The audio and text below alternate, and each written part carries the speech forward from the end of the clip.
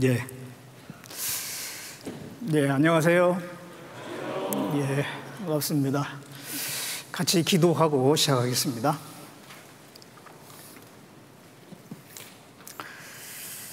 은혜롭고 자비로우신 우리 아버지 하나님, 우리를 구원해 주시고 주님과 또 복음을 위해서 살게 하신 것 감사드립니다.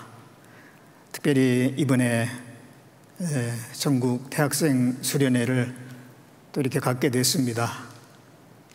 주님께서 함께 해주시고 이번 3박 4일의 그 기간이 참여하신 모든 분들에게 유익이 되고 큰 도움이 될 수 있도록 도와주시길 바라곤 합니다.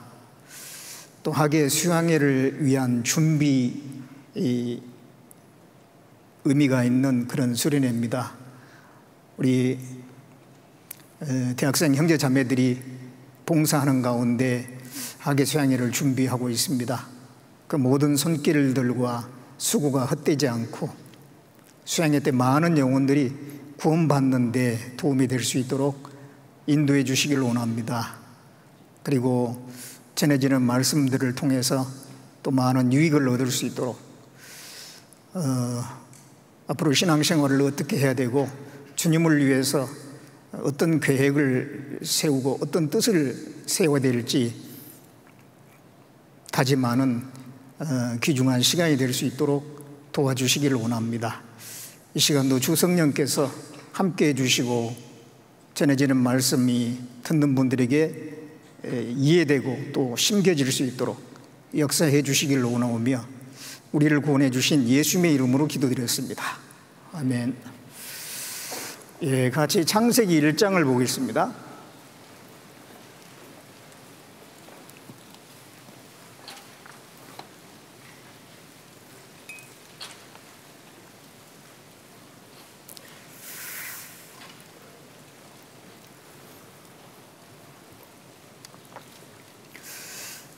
예, 창세기 1장 1절부터 5절까지 제가 읽겠습니다. 태초에 하나님이 천지를 창조하시니라. 땅이 혼돈하고 공허하며 흑암이 깊음 위에 있고 하나님의 신은 수면에 운행하시니라.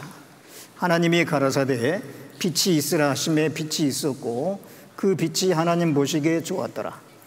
하나님이 빛과 어둠을 나누사 빛을 낮이라 칭하시고 어둠을 밤이라 칭하시니라. 저녁이 되며 아침이 되니 이는 첫째 날이니라. 예, 오늘 낮에 봉사들 많이 하셨죠? 예, 낮에 봉사하시느라고 수고도 많이 하셨는데 또 저녁에 또 식사를 하시고 난 다음에 이 자리에 앉아 있으면 처음에는 말씀을 잘 듣겠노라고 다짐해 보지만 시간 지나다 보면은 또 눈꺼풀이 무거워져서 졸리기도 하고 그럴 것 같은데요. 졸리신 분들은 안 졸려고 애를 쓸 필요는 없고 차라리 좀 주무시고 그런 다음에 좀 정신 차려가지고 또 들으시면 더 잘 들릴 것 같습니다. 안 졸려고 계속 싸우다 보면은 몸은 몸대로 힘들고 또 말씀은 말씀대로 안 들리고 그럴 수가 있으니까 졸릴 때는 차라리 좀 졸다가 나중에 정신 차려서 듣는 것도 좋은 방법이라고 생각이 듭니다. 이 시간에 어두움과 싸우시는 하나님이라는 그런 제목으로 말씀을 드리려고 하는데 좀 제목 자체가 좀 추상적이고 딱 이게 어떤 개념이 들어오는 건 아닌 것 같습니다. 그래서 저도 이건 말씀을 준비하는데 어디에 방향을 둬야 될지 조금 어려움이 있었는데요. 나름대로 준비한 말씀으로 함께 교제를 나눠보려고 합니다. 하나님께서는 보이는 현실 세계를 통해서 또 물질 세계를 통해서 보이지 않는 그 신령한 그런 세계를 설명을 하는 경우가 많이 있습니다. 방금 읽은 이 말씀대로 하나님께서 창조하실 때 이 지구, 이 지구는 그 흑암으로 둘러싸여 있었다 이렇게 말씀하고 있잖아요. 흑암으로, 어두움으로 둘러싸여 있었습니다. 빛이 한 줄기도 없는 상태입니다. 그런 상태에서 이제 빛이 있으라 해가지고 빛이 비춰지면서 어둠이 물러가고 빛과 어둠으로 나눠지게 된 겁니다. 그래가지고 이 빛이 비춰지는 부분을 낮이라고 하고 빛이 안 비춰지는 부분이 있잖아요. 그 부분을 밤이라고 그렇게 말씀을 하고 있습니다. 낮과 밤으로 나뉘게 된 겁니다. 낮이 있고 밤이 있는 것처럼 이 세상에는 두 가지 신령한 세계가 있는 겁니다. 빛 대신 하나님의 나라가 있고 또 어둠에 속한 그 사탄의 그 나라가 있는 거예요. 하나님 나라에 속한 사람도 있고 또 사단에 속한 사람들도 있습니다. 하나님께서는 빛이신데요, 빛 대신 하나님은 그 어둠 주관자인 사탄과 싸우시는 겁니다. 그리고 또 어둠에 속한 사람들을 건져내는, 구원하는 그런 싸움을 계속 하시고 계세요. 우리는 원래 구원받기 전에는 어둠에 속해 있었습니다. 그러다가 이제 구원받음으로 빛의 자녀가 된 겁니다. 그래서 이제 우리는 그 빛의 자녀들처럼 살아야 되는 겁니다. 그리고 하나님은 계속해서 지금도 그 어둠과 싸우고 계시는데 그 어둠과 싸우시는 그 하나님과 함께 우리도 그 어둠과 싸우는 그 삶을 살아야 된다는 것입니다. 그런 부분에 대해서 오늘 좀 상고를 해보려고 합니다. 이게 이제 창세기 1장 2절에 보면 땅이 혼돈하고 공허하며 흑암이 깊음 위에 있고, 이 땅이 이제 혼돈하고 공허하고 흑암이 깊음 위에 있다. 이 지구잖아요. 이 지구가 그 어두움에 꽉 둘러싸여져 있는 그런 상태를 말씀하고 있습니다. 이 지구는 이 사람을 설명합니다. 이 지구가 어둠에 꽉 이렇게 둘러싸여 있는 것처럼 이 사람은 그 어둠에 사로잡혀 있는 거예요. 아담 때문에, 아담이 죄를 범함으로 말미암아 그 사단의 권세 아래 놓이게 돼 있잖아요. 그리고 아담의 자손들도 함께 사단의 권세 아래 들어가게 된 겁니다. 그래서 이 세상은 악한 자 마귀의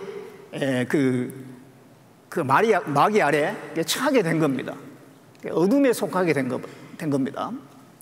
그래서 그 마귀를 일컬어서 에베소 6장에 보면 이 어둠 세상 주관자라고 그랬어요.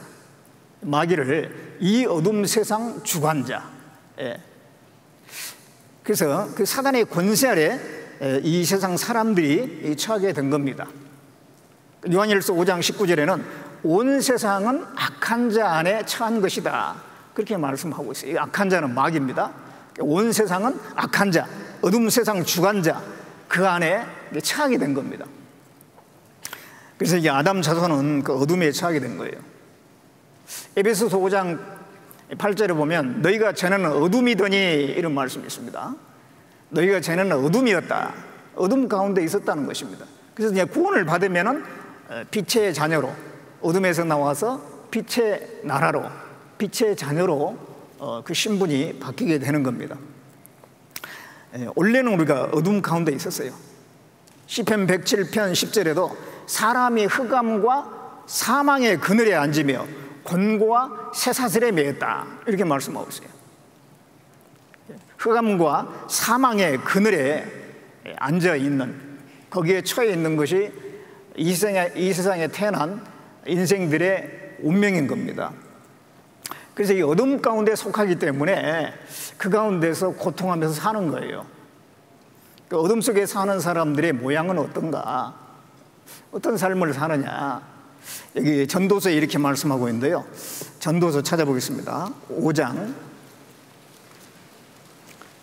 전도서 5장 17절에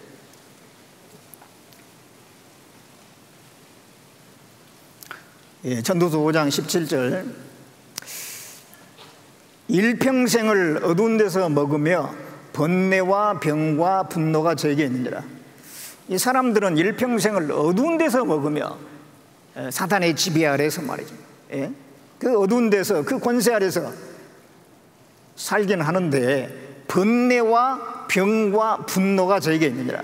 이 번뇌라고 하는 것은 온갖 고민들, 이 세상 살아가는 사람들의 고민 없는 사람 없잖아요.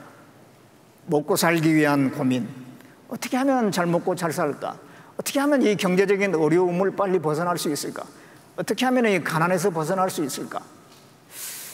어떻게 하면 더 물질적으로 풍요로워서 더 행복한 삶을 살까? 그런 고민이잖아요. 또 인간관계의 고민, 가정 안에서 가족 간의 관계가 안 좋아가지고 힘들어하는 경우도 있고, 그리고 또 직장 생활하는 가운데 직장 동료하고 뭔가 마음이 안 맞아요. 직장 상사와의 관계가 안 좋아서, 학교 생활하는 데 있어서 또 친구와의 관계가 안 좋을 수도 있죠.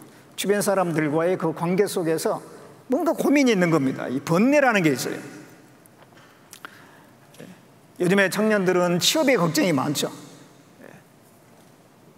좋은 직장에 취업을 해야 할 텐데, 그래야지 결혼도 하고 여러 가지, 그 다음에 모든 일이 풀리게 될 텐데, 첫 단추가 취업인데 그게 쉽지가 않잖아요. 그러니까 고민이 많은 거예요. 예. 그래서 이 세상에 이 어두운 가운데 살아가는 사람들에게 이 고민이 많습니다. 번뇌가 많아요. 또 병이 많죠. 병은 죄의 결과로 이 세상에 온 겁니다. 병이 있고 사망이 있고 하는 건데 그거는 죄의 결과잖아요. 병의 개수가 얼마나 많냐면 5,967가지 병이 있다고 합니다. 참 많은 병이 있죠. 그래서 한두 가지 정도는 다 가지고 있고, 일생을 살아가는 가운데 수십 가지의 병에 시달리는 거예요. 생명에 별 지장이 없는 무좀에서부터 시작해가지고 암까지, 그런 이 작은 병에서 큰 병까지 병이 아주 많죠. 예. 여러분들은 이제 한참 건강하잖아요. 그렇기 때문에 병에 대해서 좀 실감을 못 할지도 모르겠는데, 나이가 이제 한 40이 되고 50이 되고 그러면은요, 보통 몇 가지 병은 가지고 있어요. 예. 그거 싸우면서 사는 거예요. 싸우면서 살아요. 그러다가 나중에는 결국은 그 병과의 싸움에서 이제 내가 이길 수가 없으니까 가는 거예요. 예. 예. 그리고 또 분노가 저에게 있느니라. 분노. 이 세상 사는 것이 마음과 자기 마음 같지 않잖아요. 그렇기 때문에 뭔가 이게 갈등이 있고 억울함이 있고, 예. 그래서 이게 분노가 올라오는 거예요. 뜻대로 마음대로 안 되니까. 예. 서로 사랑하고 사이좋게 지내면 얼마나 좋아요. 근데 그게 뜻대로 안 되는 거예요. 갈등이 많고 분쟁이 많고, 이 세상에 보면은요, 전쟁 안 하고 살면 얼마나 좋아요. 그런데 이 여러 나라에서 전쟁을 하고 있거든요. 전쟁을 하면은 사람이 죽어나가고 좋을 게 없는 거 알면서도 이상하게 그 전쟁을 하는 거예요. 이 세상 사는 자체가 전쟁터입니다. 예. 입시전쟁, 취업전쟁, 직장에서 승진을 위한 전쟁, 하여튼, 예. 그래서 일평생을 어두운 데서 먹으며 번뇌와 병과 분노가 있어요. 그 가운데 사람들은 그 어두운 가운데 사는 거예요. 그리고 하나님에 대해서는 눈이 감겨 있는 거예요. 이게 영적인 분별을 못 합니다. 에베소서 4장에 보겠습니다. 에베소서 4장 18절.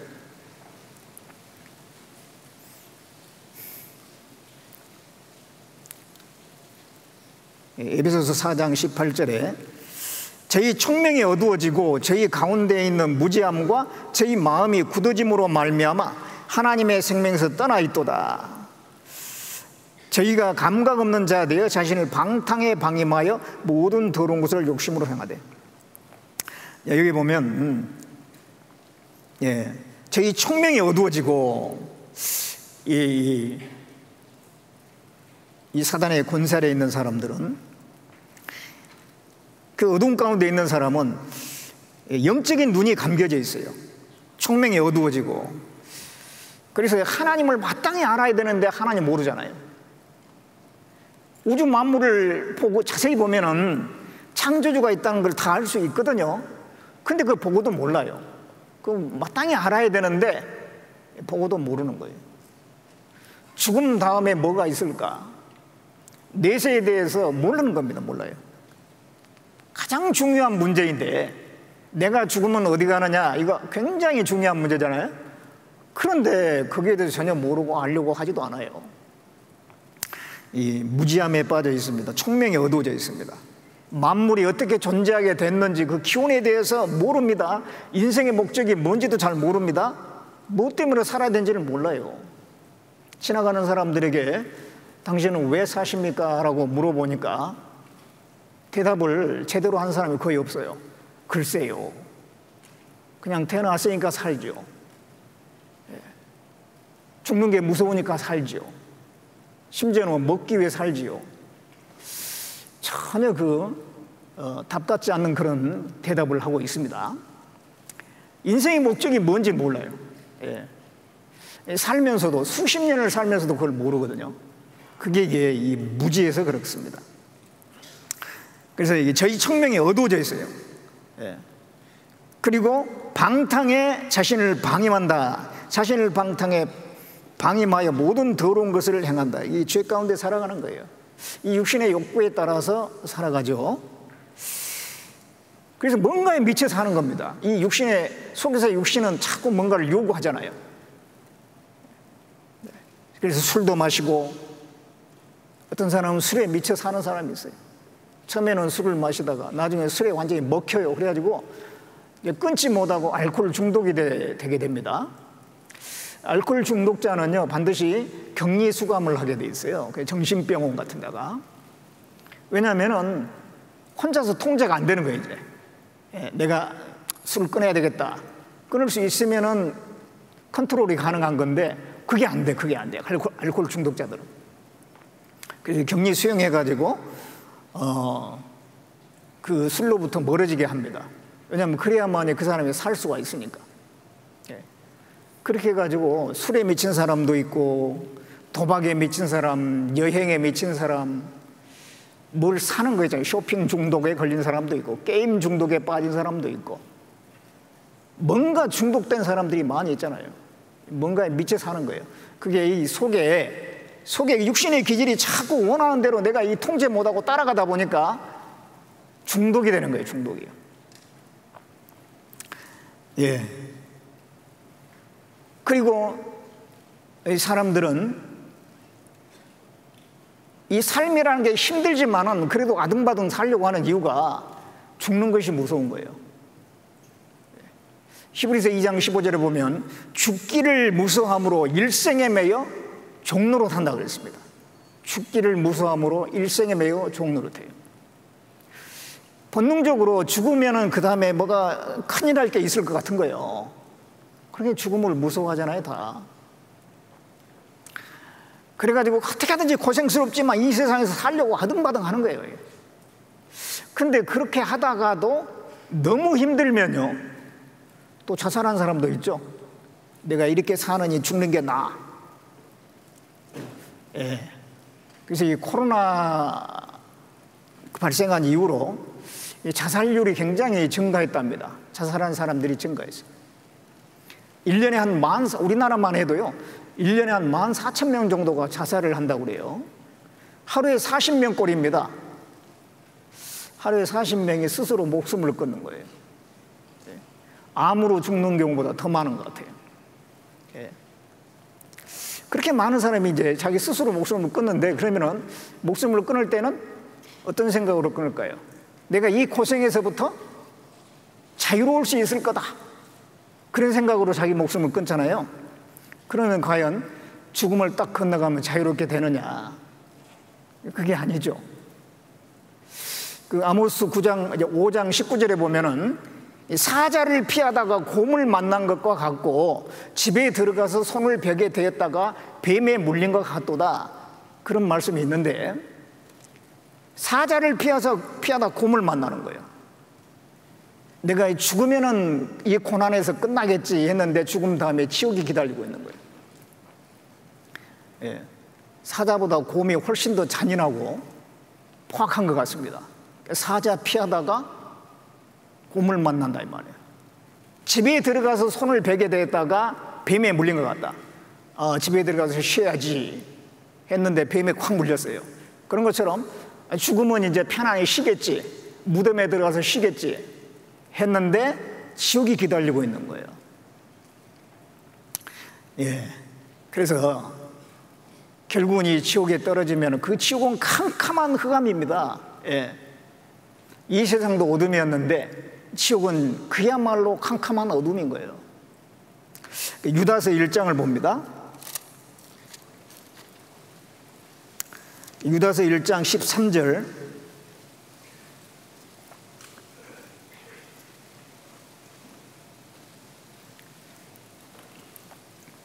유다서 1장 13절에 자기의 수치의 거품을 품는 바다에 거친 물결이요 영원히 예비된 캄캄한 흑암에 돌아갈 유리하는 별들이라. 여기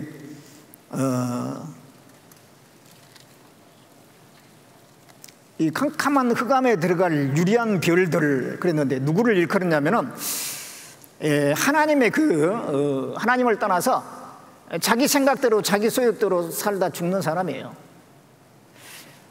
이 세상에 태어난 사람은 하나님의 피조물이잖아요. 그러니까 하나님의 말씀을 따라 살아가는 것이 마땅한 거거든요.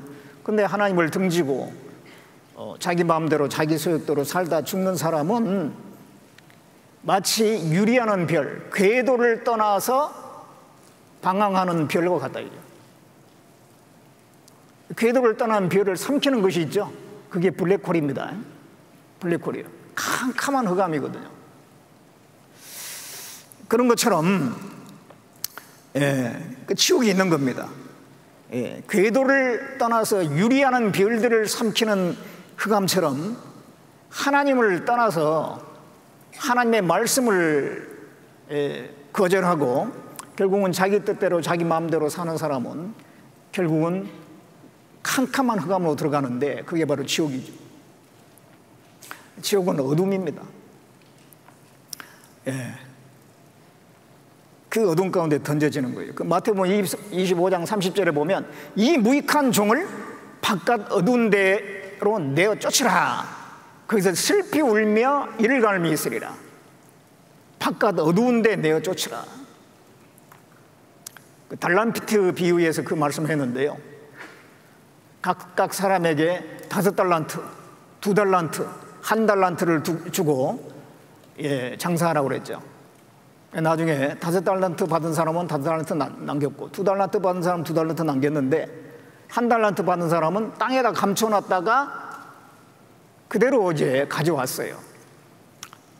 1달란트를 더 남겨야 되는데 안 남긴 겁니다. 그 사람에 대해서 이 무익한 종을 바깥 어두운 데 내어 쫓으라. 슬피 울며 이를 갈미 있으리라. 그 사람이 구원받지 못한 사람입니다. 구원받은 사람은 이 달란트는 재능인데 하나님으로서 그 재능을 쓸 수 있잖아요. 근데 구원받지 않은 사람은 재능이 아무리 많아도 하나님으로서 전혀 쓰지를 못해요. 세상에 보면 유명한 사람, 노래 잘하는 사람, 대성악가도 있고 또 머리가 좋아가지고 뭐 공부를 잘해가지고 또 출세한 사람, 뭐 박사들 뭐 많이 있잖아요. 그렇게 하지만은 구원받지 않으면은 그러한 재능이 하나님과 아무런 상관이 없어요. 엉뚱한데 자기를 위해서, 자기 행복을 위해서, 자기 육신을 위해서 쓰고 맙니다.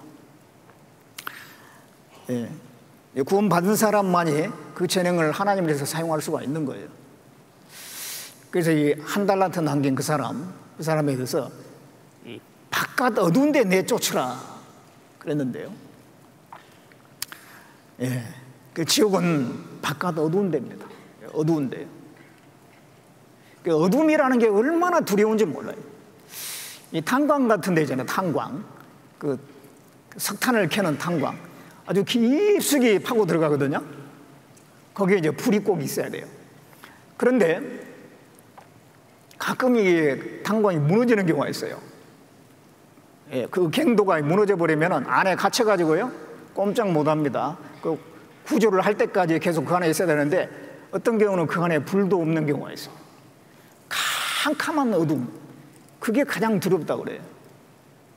다른 게 무서운 게 아니라 그 캄캄한 칠흑 같은 어둠이 있잖아요. 2003년에 그 대구 지하철 화재 사건이 있었어요. 그때 그 지하철 화재로 해가지고 192명이 죽었는데 그 지하 내부에 전기가 끊어짐으로써 완전히 막 빛이 하나도 없는 그런 상태로 바뀌어버렸어요. 그래서 그 안에 있는 사람들이 어디로 갈 줄을 모르는 거예요. 어디로 갈 줄. 아무것도 안 보이니까. 칠흑 같은 어둠이에요. 거기서 구사일생으로 살아난 사람들이 하는 말이 그 안에서 가장 두려웠던 것이 그 어둠이었다는 거예요. 칠흑 같은 어둠. 아무것도 안 보이는 거예요. 빛이 한 줄기도 없는 거예요. 근데 이 지옥이 바로 그런 것입니다. 그래서 이 사람은, 아담 자손으로 태어난 사람은 어두운 가운데 살다가 영원한 어둠 속에 던져지게 돼 있는 거예요. 그런 사람을 하나님이 불쌍히 여겨 주셔가지고 그런 사람을 건져 주시기 위해서 하나님은 어둠과 싸우시는 하나님이다, 그런 얘기예요. 어둠과 싸우시는 하나님. 인간에게 가장 두려운 그 어둠, 영원한 어둠, 거기서부터 건져내기 위해서 싸우시는 하나님이시래요.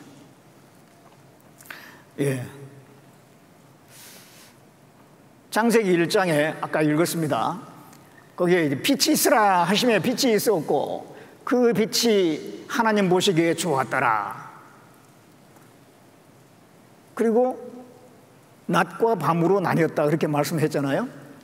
빛이 있으라. 이 지구를 둘러싸고 있는 흑암, 거기에 빛이 있으라 하는 게 빛이 비춰지니까요, 어둠이 물러갔어요. 빛이 비춰진 곳에는 어둠이 물러갈 수밖에 없잖아요. 어둠이 물러갔습니다. 그리고 밝아졌습니다. 낮이 됐습니다. 그 빛이 뭘 의미하냐면 훗날 오실 예수님을 설명하는 거예요. 예수님. 지구는 사람을 의미한다고 그랬잖아요. 사람 가운데 빛으로 오신 그 예수님. 어둠에 속해 있는 사람들에게 빛이 되시는 그 예수님. 그 예수님이 이 땅에 오실 것을 그 창세기 1장에 미리 그렇게 보이는 물질 세계를 통해서 설명을 하시는 겁니다. 고린도후서 4장 6절에 보면은 어두운데 빛이 비치시라 하는 그 하나님께서 예수 그리스도의 얼굴에 있는 하나님의 영광을 아는 빛을 우리 마음에 비치셨다 그랬어요. 그러니까 지구에 빛이 있으라, 그것은 바로 예수님을 알게 하는 그런 빛을 설명한다, 또 예수님 자신을 설명한다, 그런 뜻입니다. 예수님께서 말씀했어요. 나는 세상의 빛이다. 그 예수님께서 어둠에 속해가지고 영원한 어둠 가운데 들어갈 그 사람들을 구원하기 위해서, 그들의 가장 큰 문제가 죄잖아요. 그 죄를 예수님께서 다 담당하시고 십자가에서 죽으시고 구원하심으로 복음의 빛을 나타내신 겁니다. 시편 50편 보겠습니다. 시편 50편 2절에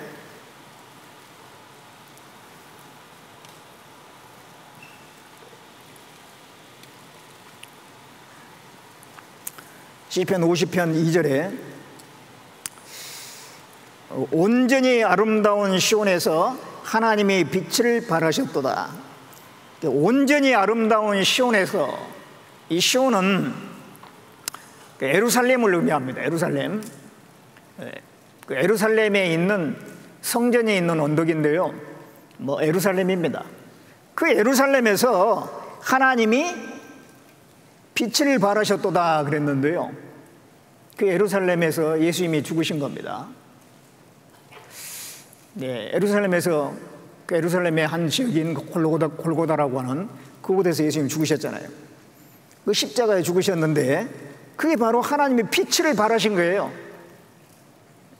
어둠 가운데 있는 이 세상에 구원의 빛을 그 골고다 십자가를 통해서 발하신 겁니다. 그걸 설명하는 거예요. 예수님을 하나님이 보내주셔서 이 빛과 이 어둠과 싸우신 겁니다. 그 예수님이, 빛 대신 예수님이 오심으로 이 어둠의 세상 가운데 빛이 비춰지고, 이제 어둠에 속했던 사람들이 빛을 통해서 하나님을 보게 되고, 예수님이라는 빛을 통해서 하나님을 보게 되고 구원을 받게 되고 빛의 자녀가 되고, 그 어둠에서 벗어나는 일들이 계속 있어 온 겁니다. 요한복음 1장을 보겠습니다.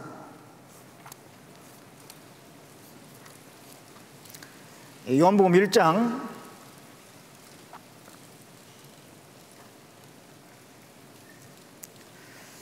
1장 9절을 보겠습니다. 9절. 참 빛 곧 세상에 와서 각 사람에게 비치는 빛이 있었나니 그가 세상에 계셨으며 세상은 그로 말미암아 지은 바 되었으되 세상이 그를 알지 못하였고, 자기 땅에 오매 자기 백성이 영접지 아니하였으나 영접하는 자 곧 그 이름을 믿는 자들에게는 하나님의 자녀가 되는 권세를 주셨으니. 이 말씀 보면 참 빛, 뭐 세상에 많은 빛이 있죠. 태양빛도 있고 뭐 전기빛도 있고 많은 빛이 있는데요, 그것은 참 빛이 되신 예수님의 하나의 모형에 불과한 거고요. 참 빛 되신 분이 오셨는데 세상은 그로 말미암아 지은 바 되었다는 거예요. 예수님이 창조주지 않습니까? 창조주 하나님께서 이 어두운 세상을 비치기 위해서 오신 거예요. 그래가지고 그 빛 대신 그 예수님을 영접을 해야 되는데 자기 땅에 오매 자기 백성이 영접치 아니하였다. 이스라엘 땅에 오셨지만은 이스라엘 백성들은 예수님을 안 받아들였죠. 배척해버렸어요. 십자가에 못 박게 해버렸습니다. 그것으로 인해서 2000년 동안 환난을 당했죠. 그러나 영접하는 자, 그 이름을 믿는 자들에게는 하나님의 자녀가 되는 권세를 주셨다. 예수님을 영접한 사람이 있고 영접 안 한 사람이 있죠. 지금도 마찬가지입니다. 예수님은 빛이잖아요. 그 빛 대신 주님을 영접한 사람은 눈이 열리는 거예요. 낮에 해당하는 겁니다. 낮에. 빛이 비춰진 곳은 낮이잖아요. 빛이 안 비춰진 것은 밤이잖아요. 그런 것처럼 주님이 오셨는데 받아들인 사람이 있고 안 받아들인 사람이 있어요. 받아들인 사람은 낮에 속한 거예요. 밝게 보는 거예요. 이제 낮에는 밝게 보이잖아요. 그런 것처럼 우리가 모든 걸 밝게 보게 됩니다. 그 예수님을 영접하지 않은 사람은 밤에 속한 겁니다. 어둠 가운데 여전히 있는 거예요. 왜 어둠 가운데 여전히 있으려고 하느냐? 빛보다 어둠을 더 사랑한 것이다라고 요한복음 3장에 말씀하고 있어요. 빛보다 어둠을 더 사랑해요. 죄 가운데 있기를 좋아하고 이 세상 온갖 쾌락과 즐거움 속에 빠져가지고 거기서 나오는 것을 싫어하는 거예요. 물질을 추구하고 현실을 추구하고 당장 눈에 보이는 세상이 좋은 겁니다. 그래서 결국은 빛 대신 예수님을 받아들이지 않는 거예요. 그 예수님만 받아들이면 밝게 보게 되고 생명을 얻게 되는데, 요한복음 8장 12절입니다. 요한복음 8장 12절.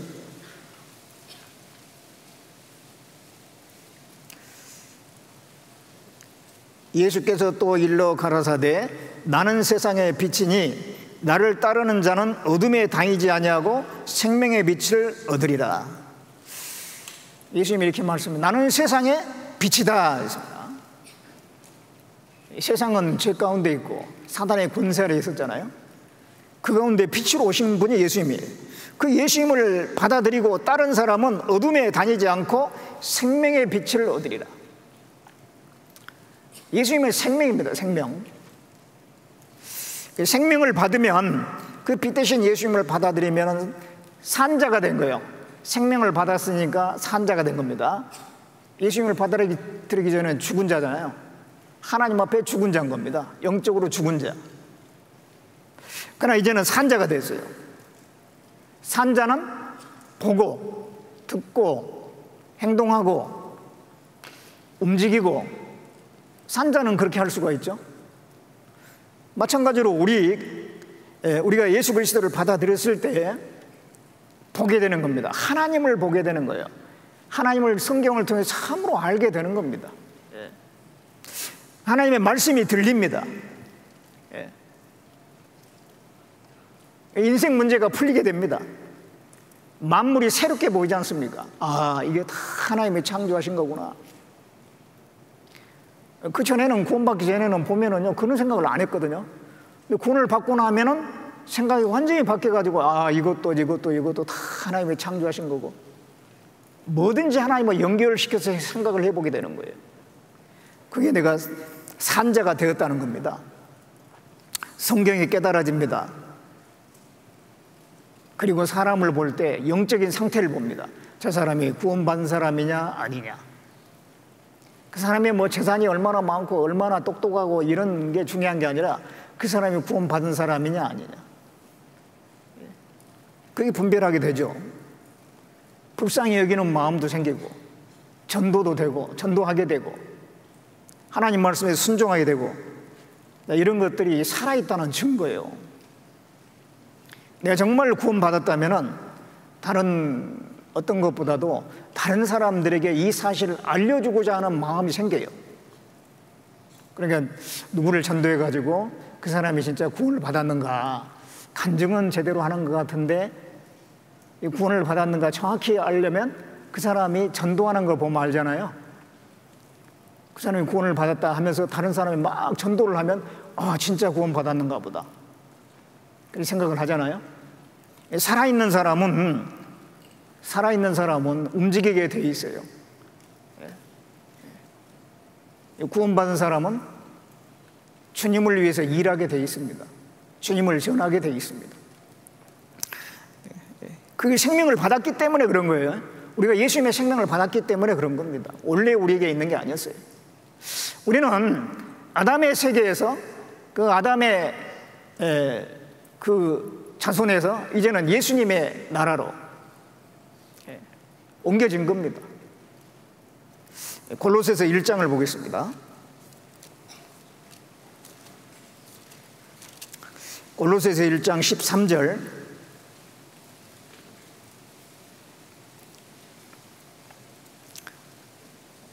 골로새서 1장 13절에 그가 우리를 흑암의 권세에서 건져내사 그의 사랑의 아들의 나라로 옮기셨으니 그 아들 안에서 우리가 구속고 죄사함을 얻었도다. 그가, 이게 하나님이거든요. 하나님이 우리를 흑암의 권세에서 건져내사, 흑암의 권세, 사탄의 권세는 흑암의 권세입니다. 어둠의 권세. 거기서부터 건져내서 그의 사랑의 아들의 나라로 옮기셨어요. 그 아들 안에서 우리가 구속고 죄사함을 받았도다. 예. 아담 동네에서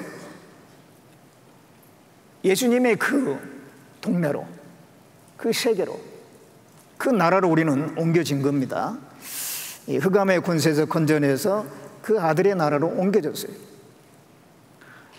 그래서 이제는 구원받은 뒤에는 빛 가운데 살아가는 거예요. 그러다가 영원한 빛 가운데로 들어가는 거예요. 구원받지 않은 사람은 어둠 가운데 살다가 영원한 어둠에 들어가고요, 구원받은 사람은 빛 가운데 살다가 영원한 빛 가운데 들어가는데 그게 바로 천국이에요. 천국은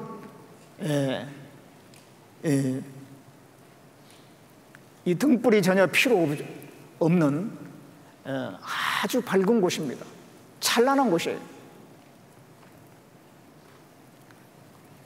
자, 요한계시록 22장을 보겠습니다. 21장.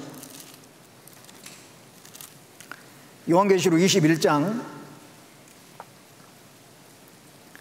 24절을 보겠습니다.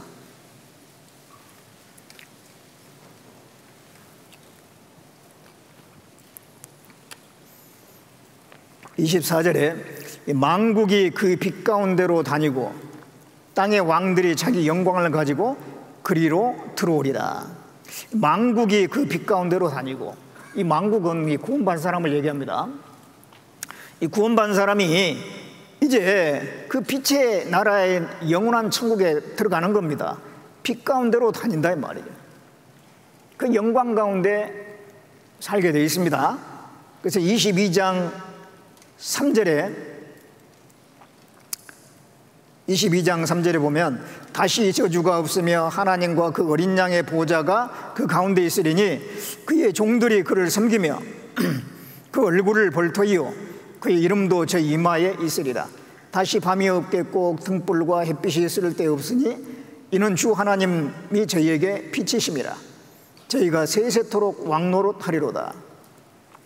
다시는 밤이 없고 등불도 햇빛도 쓸 데가 없어요. 왜?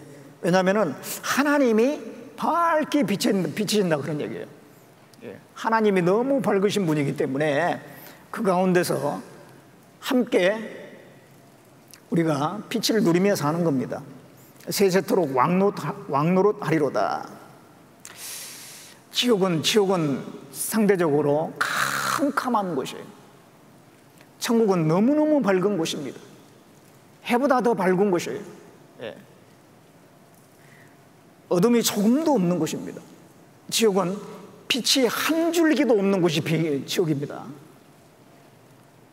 근데 천국은 어둠이 한 줄기도 없는 거예요.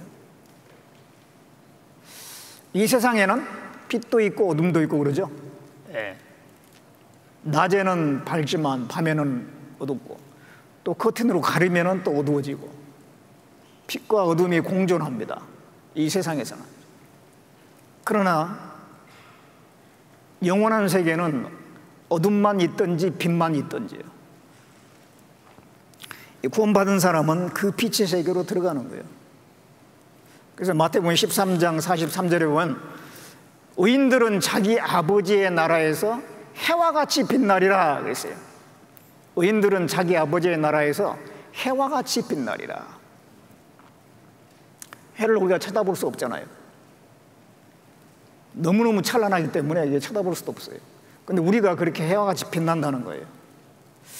지금은 좀 우리가 구원을 받았어도 얼굴이 이렇게 밝지 못하는 경우가 있죠. 왜냐하면 좀 불안전한 게 많이 있으니까. 몸이 불안전해요. 피곤하기도 하고 질병에 걸리기도 하고 또 우리 이제 여러분들 나이 때는요 이 컴플렉스 같은 게 많아요. 자기 신체에 대한 컴플렉스.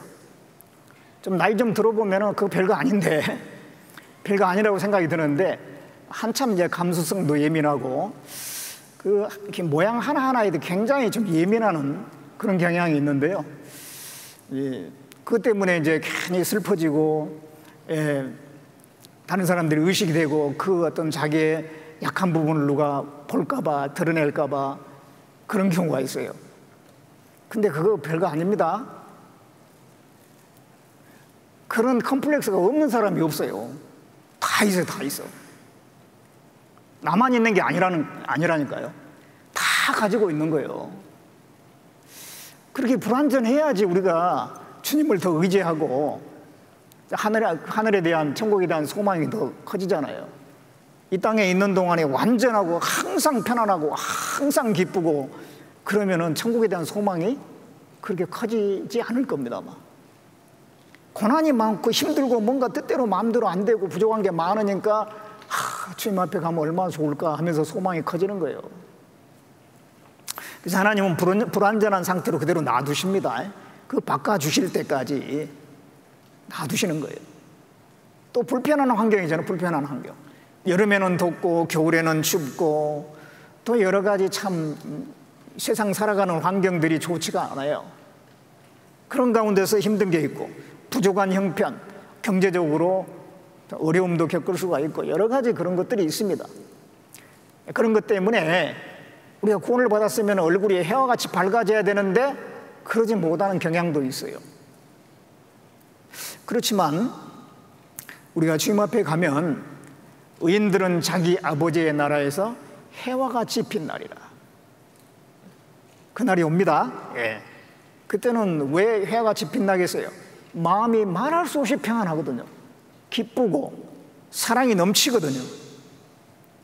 그러니까 어둠이라는 게 하나도 없는 거예요. 마음의 어둠이라는 게 없어요. 그게 우리의 이제 소망입니다. 앞으로 이루어질 소망이에요, 소망.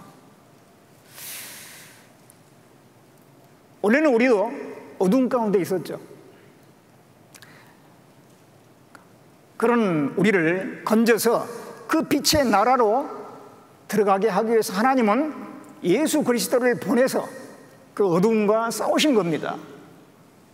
이 어둠의 세상에 예수님을 보내서 그 어둠을 몰아내고 그 빛의 나라로 갈 수 있도록 사람들을 이끌어내는 그 싸움을 하셨고 예수님을 통해서 이기신 겁니다.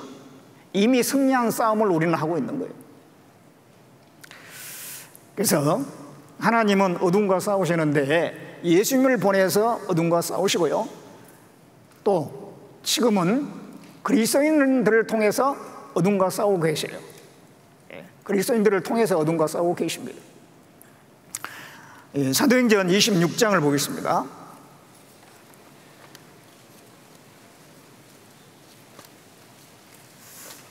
사도행전 26장 17절.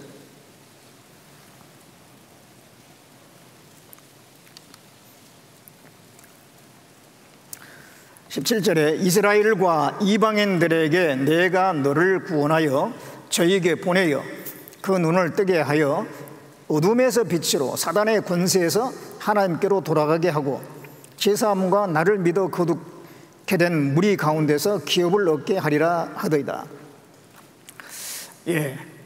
하나님께서 바울, 원래 사울이었는데 이 바울을 불러서 위대한 사도로 만들어 주셨잖아요.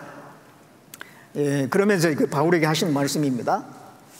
이스라엘과 이방인들에게 내가 너를 구원하여 저에게 보내어 그 눈을 뜨게 하여 어둠에서 빛으로 사단의 권세에서 하나님께로 돌아가게 한다. 그 어둠에 사로잡혀 있는 사람들을 빛의 세계로, 사단의 권세에 사로잡혀 있는 사람을 하나님께로 돌아가게 하기 위해서 내가 너를 세웠다, 그 말입니다. 하나님은 일꾼들을 세워서 어둠에 속한 사람들과 어둠에 속한 사람들을 건지시는 싸움을 지금도 하고 계시는 거예요. 전도인을 세워서, 해외 선교사들을 세워서, 또 교회 안에 여러 가지 직분자들이 있죠. 하나님이 특별하게 어떤 일꾼들을 세우신 거는요, 그들을 통해서 어둠과 싸우기 위해서 그렇습니다.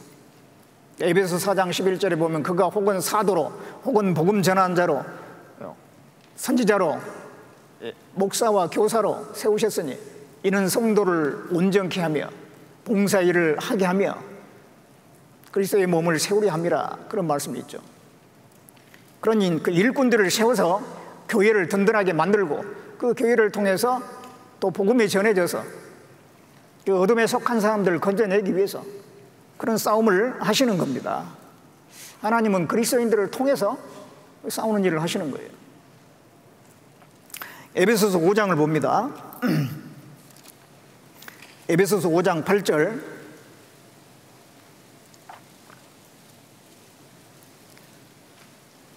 에베소서 5장 8절에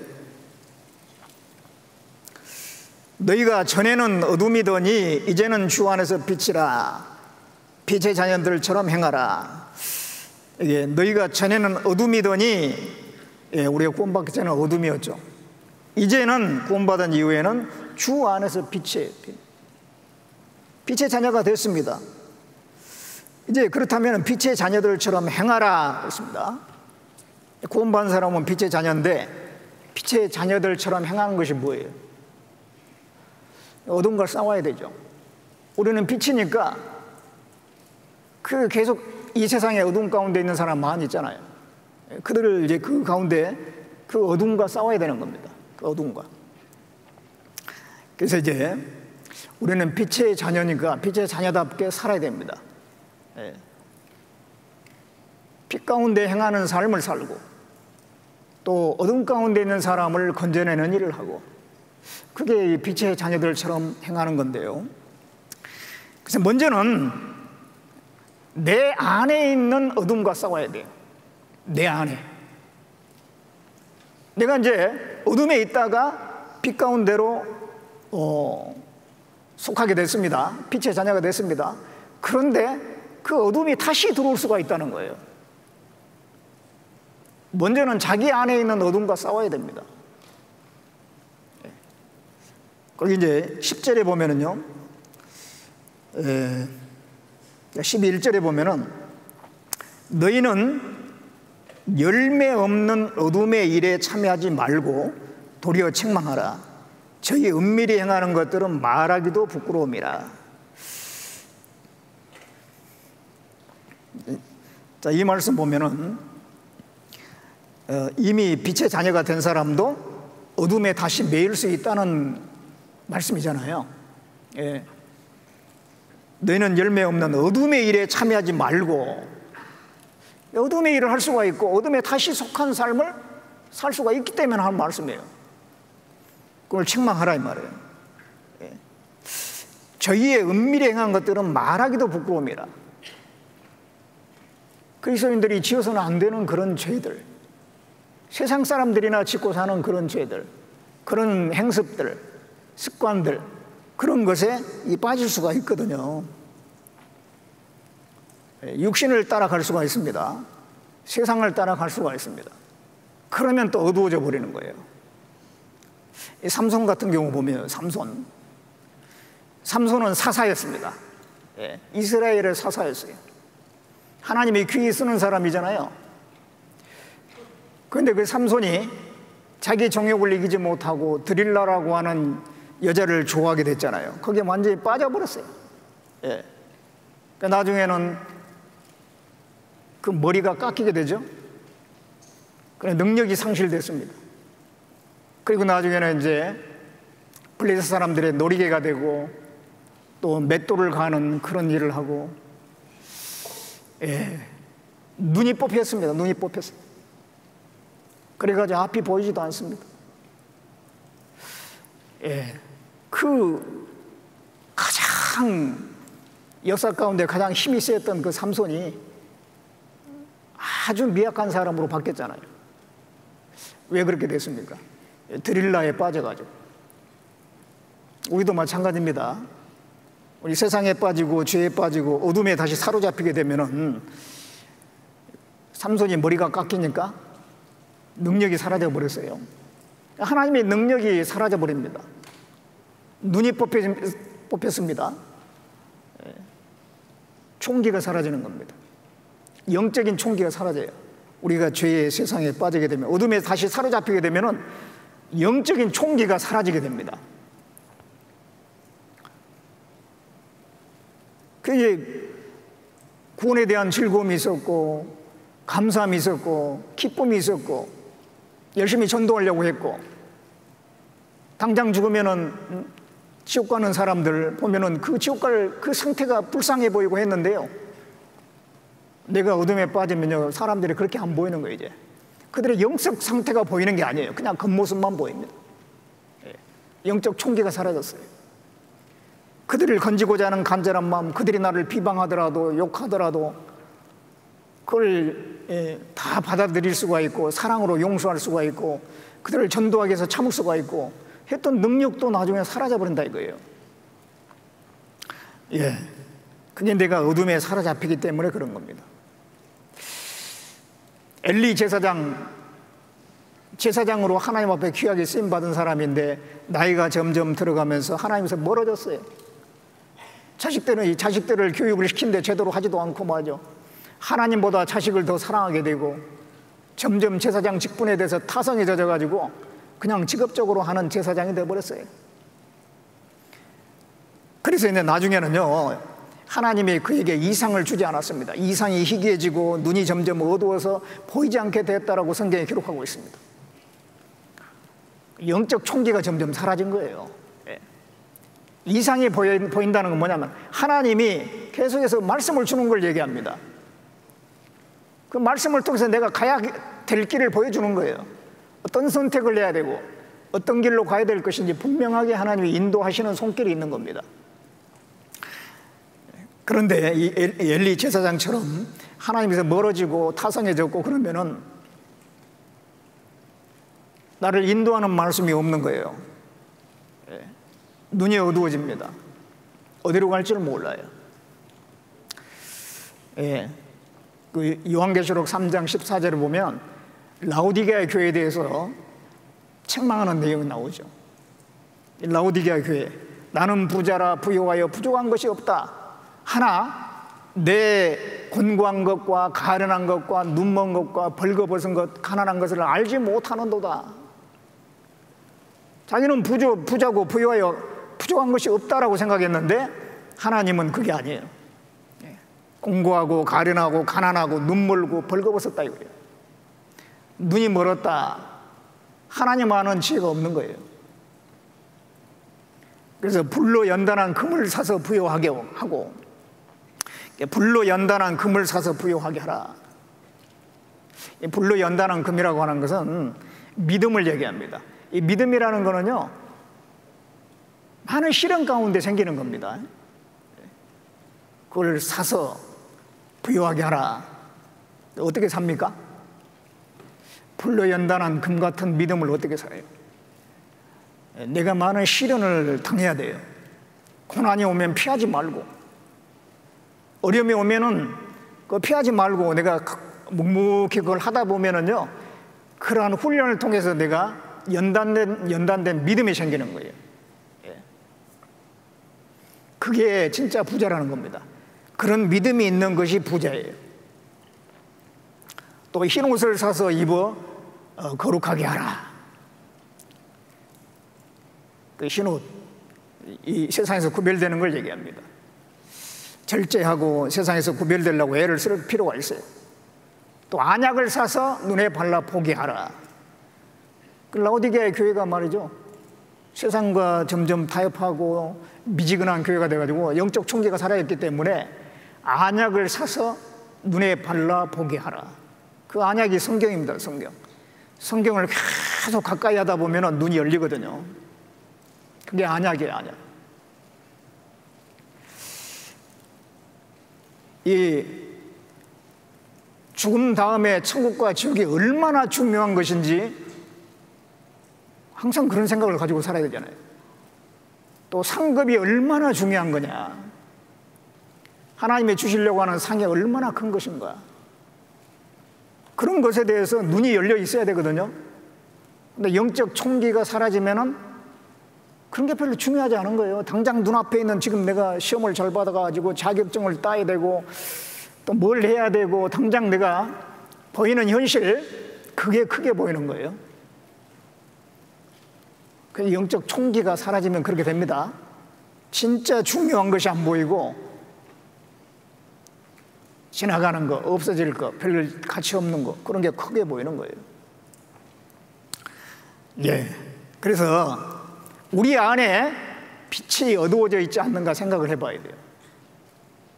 누가복음 11장을 보겠습니다. 누가복음 11장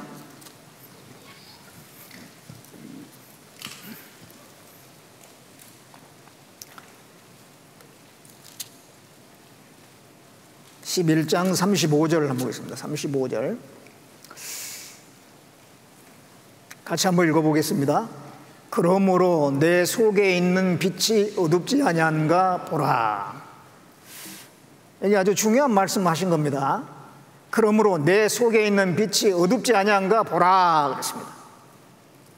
내 안에 어둠이 와 있지 않는가 생각을 해봐야 돼요. 내 안에 어둠이 있습니다. 죄의 기질 말이에요. 그것에 내가 사로잡혀 살면은 어둠 가운데 있는 거예요. 내 안에 죄의 성품이 있잖아요. 또 세상이 있지 않습니까? 그런 것들을 내가 가까이 하고 그런 걸 따라 살아간다면 어둠에 사로잡혀 있는 겁니다. 어둠이 내 안에 시작된 거예요. 우리는 어둠과 싸워야 됩니다. 어둠과 싸워야 돼요. 그 출애굽기 17장에 보면 아말렉과 전쟁하는 모습이 나옵니다. 아말렉과 전쟁하기 위해서 여호수아는 이스라엘 백성들을 군대를 조직해 가지고 아말렉과 싸우고, 모세는 저 높은 데 올라가서 하나님께 기도를 했어요. 아론과 훌은 모세의 손을 붙잡아서 손이 내려오지 않도록 기도가 계속 될 수 있도록 도왔습니다. 그 아말렉과 전쟁을 해가지고 결국은 이겼잖아요. 이겼습니다. 이기고 난 다음에 하나님이 하신 말씀이 있어요. 내가 아말렉으로 더불어 대대로 싸우리라 그랬어요. 여호와께서 대대로 아말렉과 싸우리라. 하나님은 그 아말렉은 육신을 의미합니다. 육신. 우리 속에 있는 육신의 기질, 죄 기질, 하나님의 대적이에요. 그게 또 우리의 원수예요. 그것과 싸워야 되는 것입니다. 하나님은 대대로 그 육신의 기질과 싸우시는데 나는 육신의 기질과 타협하고 있으면 안 되잖아요. 나도 싸워야 되는 거예요. 그게 어둠과 싸우는 겁니다. 어둠과 싸우는 거예요. 내 안에 있는 어둠과 먼저 싸워야 돼요. 로마서 6장을 봅니다.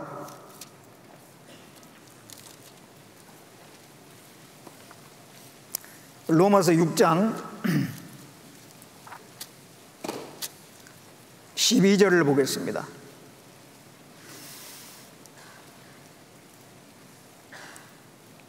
로마서 6장 12절에 그러므로 너희는 죄로 너희 죽을 몸에 왕노릇하지 못하게 하여 몸의 사욕을 순종치 말고 또한 너희 지체를 불의의 병기로 죄에게 드리지 말고 오직 너희 자신을 죽은 자 가운데서 다시 산 자같이 하나님께 드리며 너희 지체를 의의 병기로 하나님께 드리라.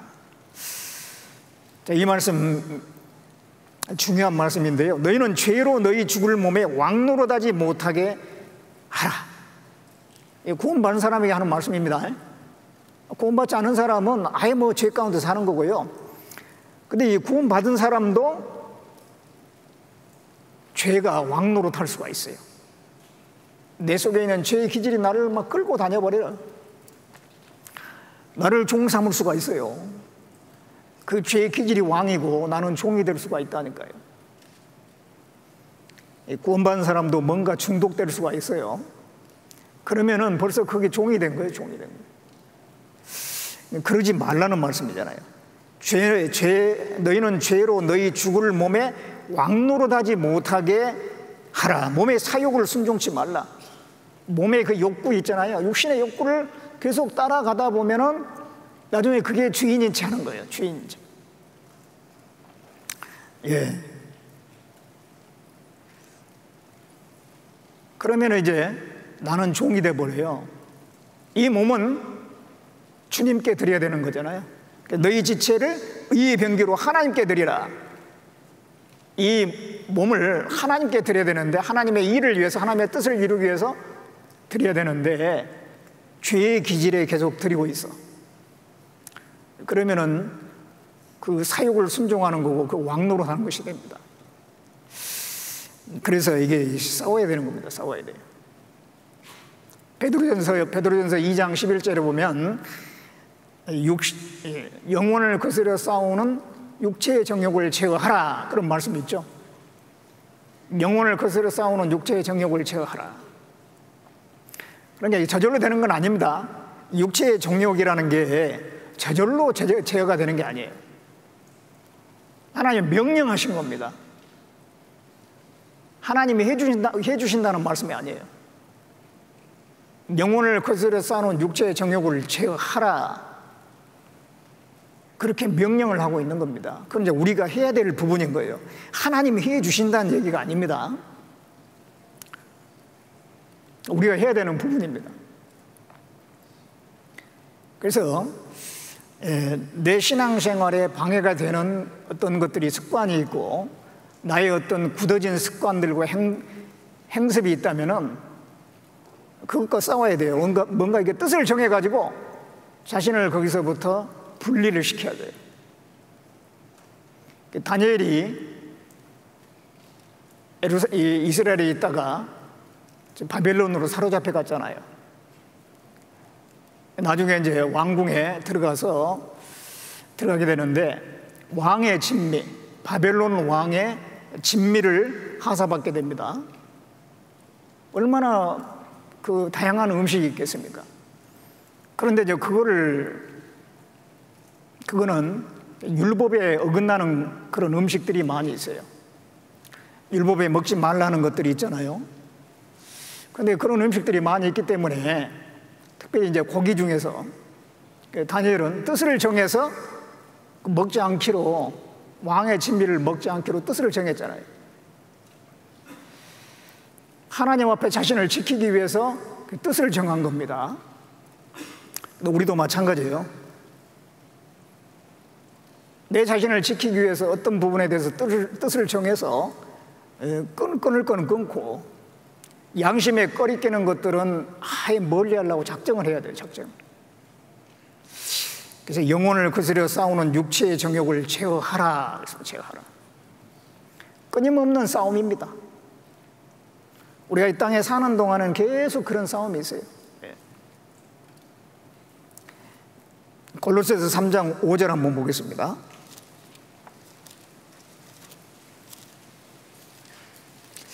골로새서 3장 5절에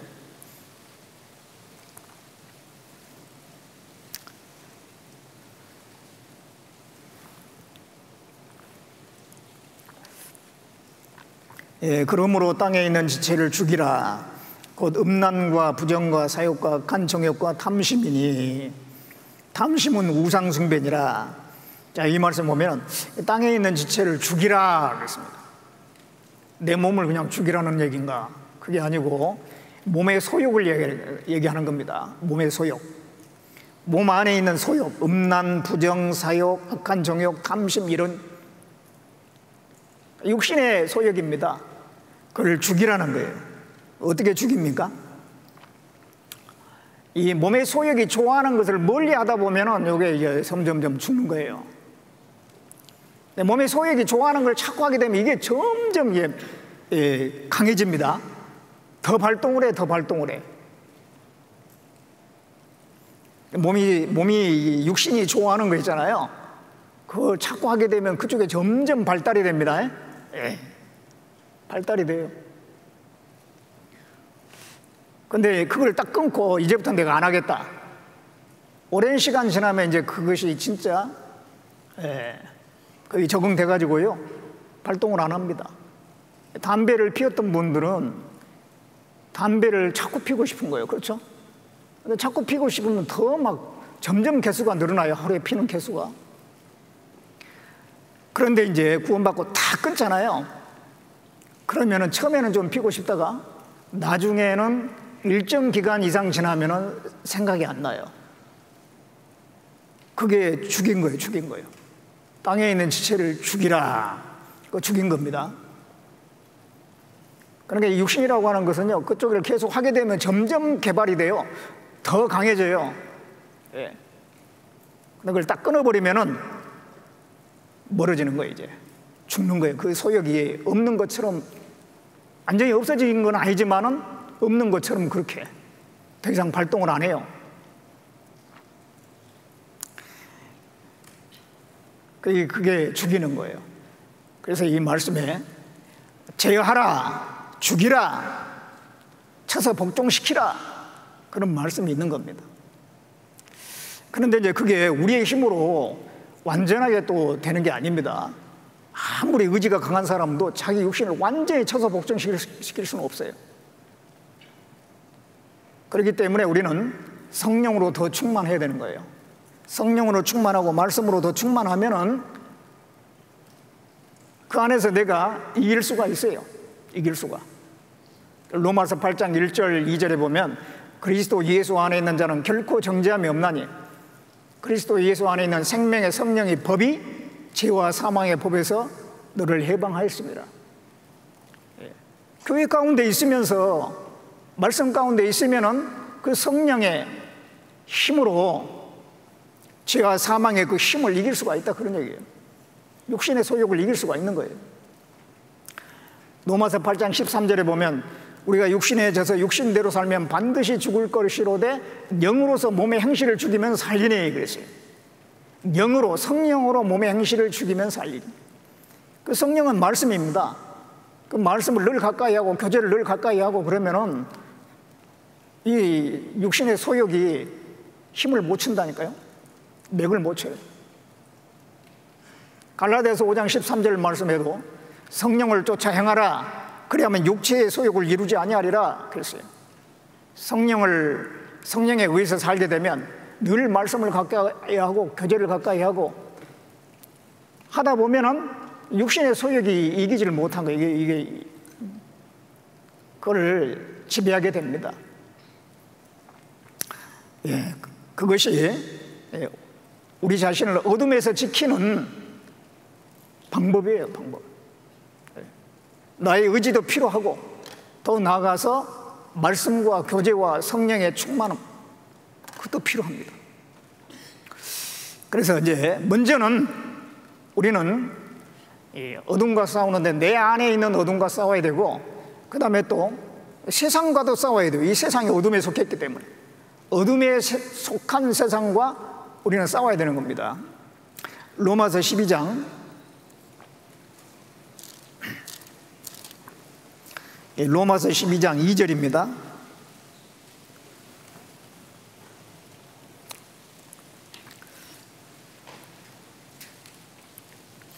로마서 12장 2절에 너희는 이 세대를 본받지 말고 오직 마음을 새롭게 함으로 변화를 받아 하나님의 선하시고 기뻐하시고 온전하신 뜻이 무엇인지 분별하도록 하라. 자, 이 말씀 보면 너희는 이 세대를 본받지 말고, 이 세대라고 하는 것은 세상입니다. 세상.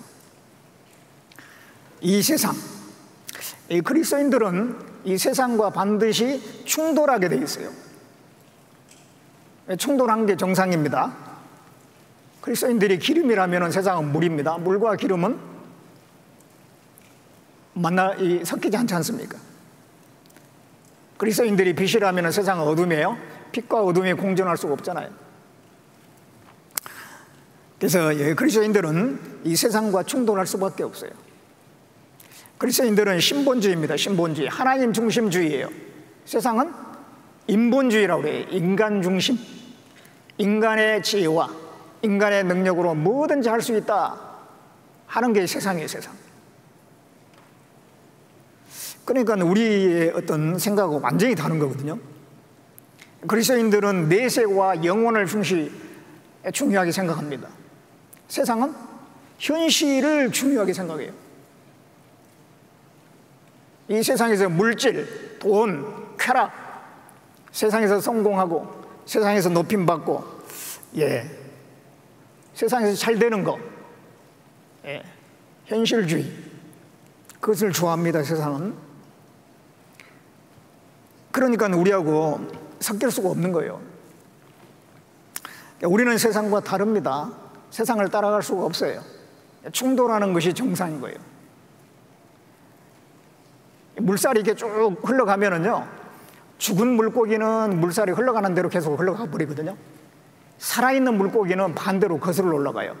지느러미가 있어가지고 굉장히 꼬리 지느러미가 힘이 강하거든요.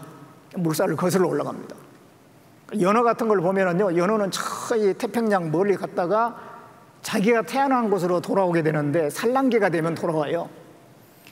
자기가 태어난 그 장소까지 오기 위해서 사력을 다해가지고 오는데, 그 넓은 바다에서 이제 강줄기까지 타고 옵니다. 찾아옵니다.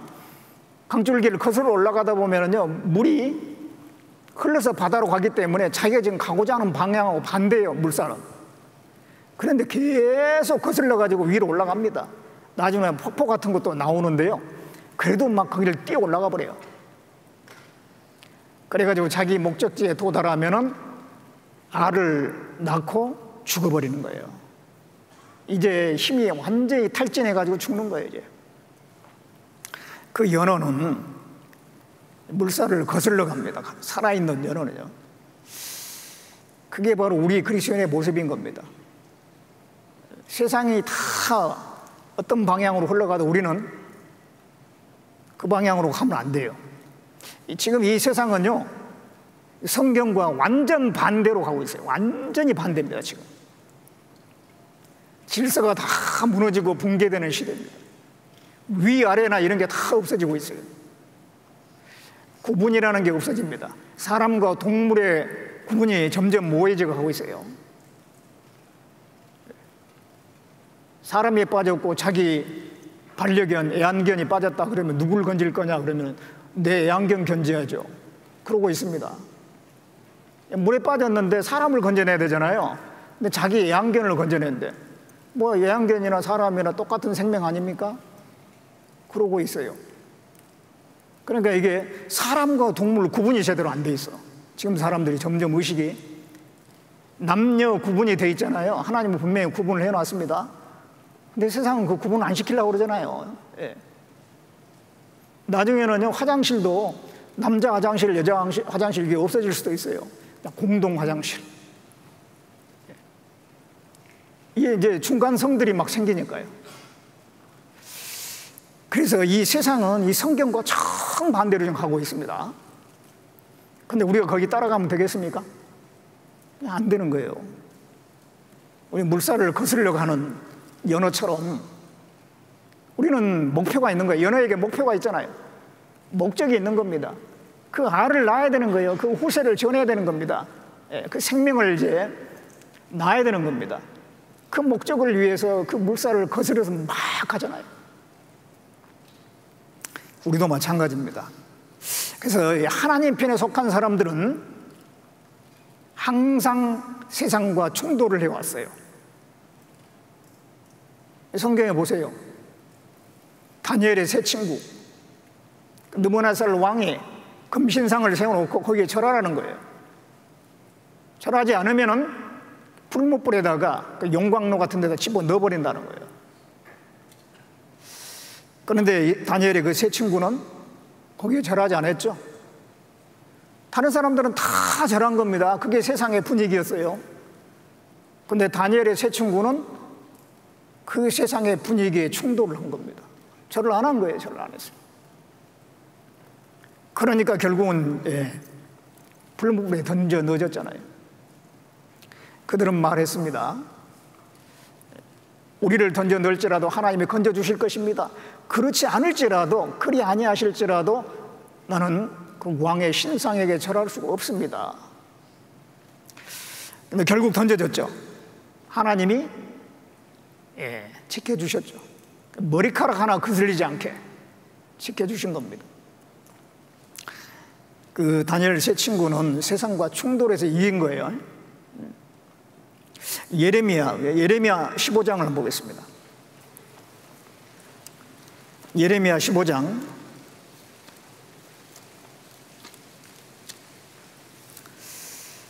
예레미야 15장 10절을 보겠습니다.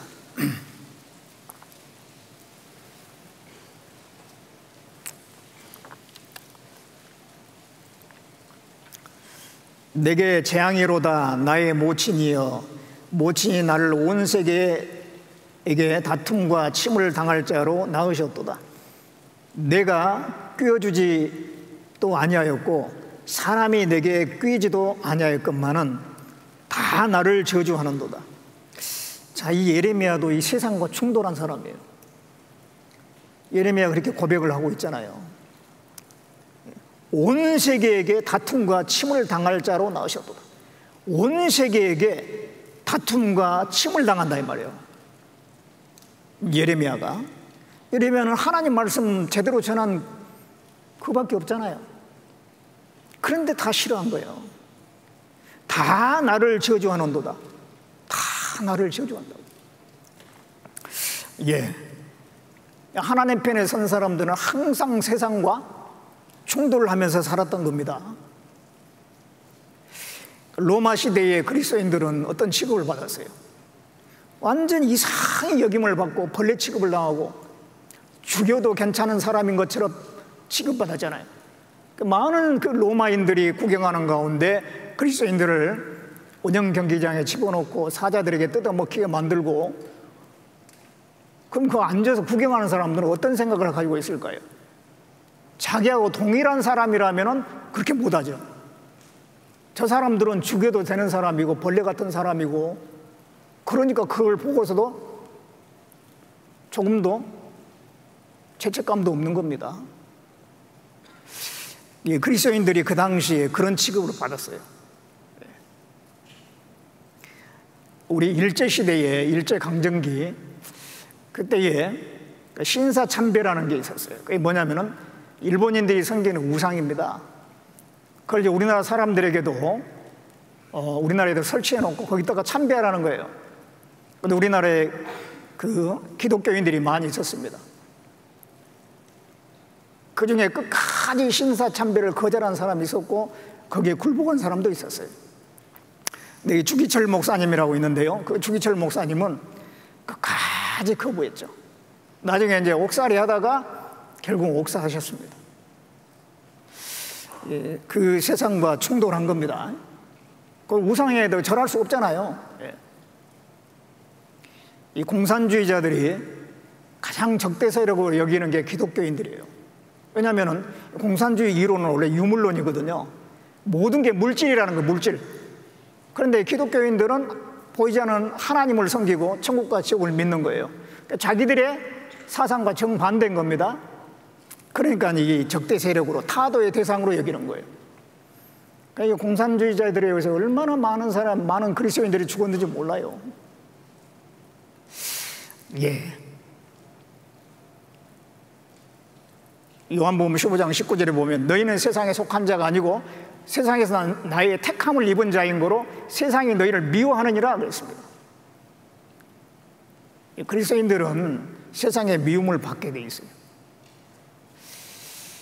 그 디모데후서 3장 12절에도 무릇 그리스도 예수 안에서 경건하게 살고자 하는 자는 핍박을 받으리라 그랬습니다. 물론 복음을 받아들인 사람도 있지만은 대부분의 경우는 그리스도인들을 이상히 여깁니다. 그것을 당연히 여겨야 됩니다. 그걸 피하려고 내가 타협하고 내가 그리스도인이라는 것을 숨기고 그러면 안 되는 거예요. 우리는 세상과 충돌하는 게 맞는 거예요. 그래서 이제 우리 그리스도인들은 하나님이 이 그리스도인들을 통해서 어둠과 싸우는 일을 하시는데 먼저 우리 안에 있는 이 육신과 싸워야 되고 그리고 이 세상과 어둠에 속한 세상과 우리는 충돌하고 싸워야 되는 거예요. 그리고 우리는 그 지옥 가는 영혼들에게 복음을 전해가지고 그들을 어둠에서 빛 가운데로 인도하는 그 영적 싸움을 해야 되는 겁니다. 하나님은 바로 그 싸움을 지금도 하고 계시는 거예요. 우리는 하나님과 함께 우리도 그 싸움에 동참해야 되는 거예요. 이 전도라고 하는 것은 어둠과 싸우는 일입니다. 전도는 영적 싸움입니다. 어둠에 속한 사람, 그 사단의 권세 아래 사로잡혀가지고 어둠 가운데 살다가 지옥 가는 영원한 어둠에 들어가는 그 영혼들을 빛 가운데로 인도하고 빛의 자녀가 되게 하는 그 영적인 싸움을 우리는 이 세상에서 해야 되는 거예요. 그래서 우리 그리스도인들은 영적 싸움을 하는 군사들입니다. 군사들이에요. 이스라엘 민족들이 애굽에서 나왔을 때에 여호와의 군대가 애굽에서 나왔다라고 성경에 표현되어 있어요.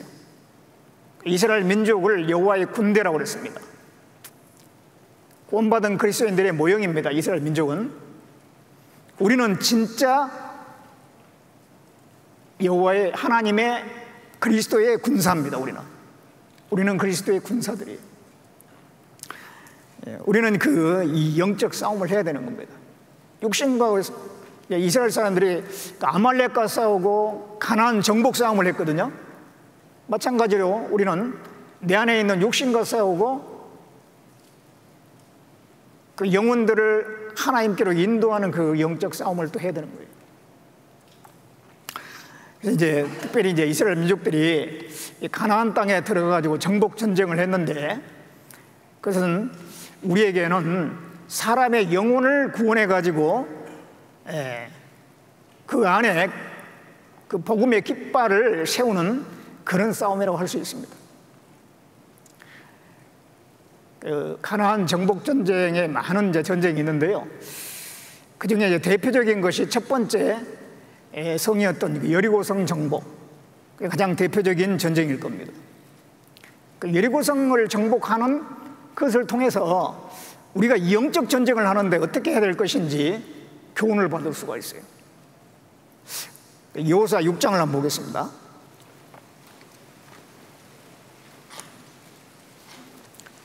여호수아 6장에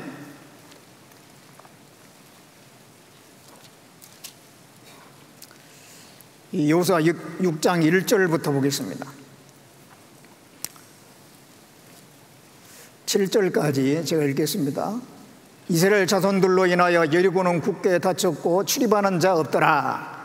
여호와께서 여호수아에게 이르시되 보라, 내가 여리고와 그 왕과 용사들을 내 손에 붙였으니 너희 모든 군사는 성을 둘러 성 주위를 매일 한 번씩 돌되 엿새 동안 그리하라. 제사장 7은 7 양각 나팔을 잡고 언약궤 앞에서 행할 것이고 제7일에는 성을 7번 돌며 제사장들은 나팔을 불 것이며 제사장들이 양각 나팔을 길게 울려 불어서 그 나팔 소리가 너희에게 들린 때에는 백성은 다 큰 소리로 외쳐 부를 것이라. 그리하면 그 성벽이 무너져 내리리니 백성은 각기 앞으로 올라갈지니라 하시매, 눈의 아들 여호수아가 제사장들을 불러서 그들에게 이르되 너희는 언약궤를 메고 7 제사장은 7 양각 나팔을 잡고 여호와의 궤 앞에서 행하라 하고 또 백성에게 이르되 나아가서 성을 돌되 무장한 자들이 여호와의 궤 앞에 행할지니라. 자, 이게 이제 여리고성 정복을 위해서 하나님이 이렇게 하라고 그랬는데요. 자, 이런 내용, 그래서 나중에 결국은 그 여리고 성이 아주 견고한 성이었는데 정복이 됐어요. 그걸 통해서 이 성은 이 사람의 마음이 성이라고 성경에 말씀하고 있습니다. 이 성을 정복하는 것처럼 우리는 복음을 가지고 사람의 마음을 정복하는 거예요. 그 복음을 그 마음에 심겨주게 되면은 그 어둠에서 빛으로 구원해내는 거거든요. 그 전쟁을 우리도 하고 있는데 이 내용을 통해서 우리가 좀 교훈을 받을 수가 있어요. 먼저 6장 여기 보면 6장 1절에 이스라엘 자손들로 인하여 여리고는 굳게 닫혔고 출입하는 자 없더라. 여리고 성은 굳게 닫혔습니다. 밖에는 이스라엘 군대가 있죠. 여리고 성은 이스라엘 군대를 향해 굳게 닫혀 있습니다. 이와 같이 이 세상 사람들, 그 영혼들은 하나님에 대해서 마음을 굳게 닫고 있어요.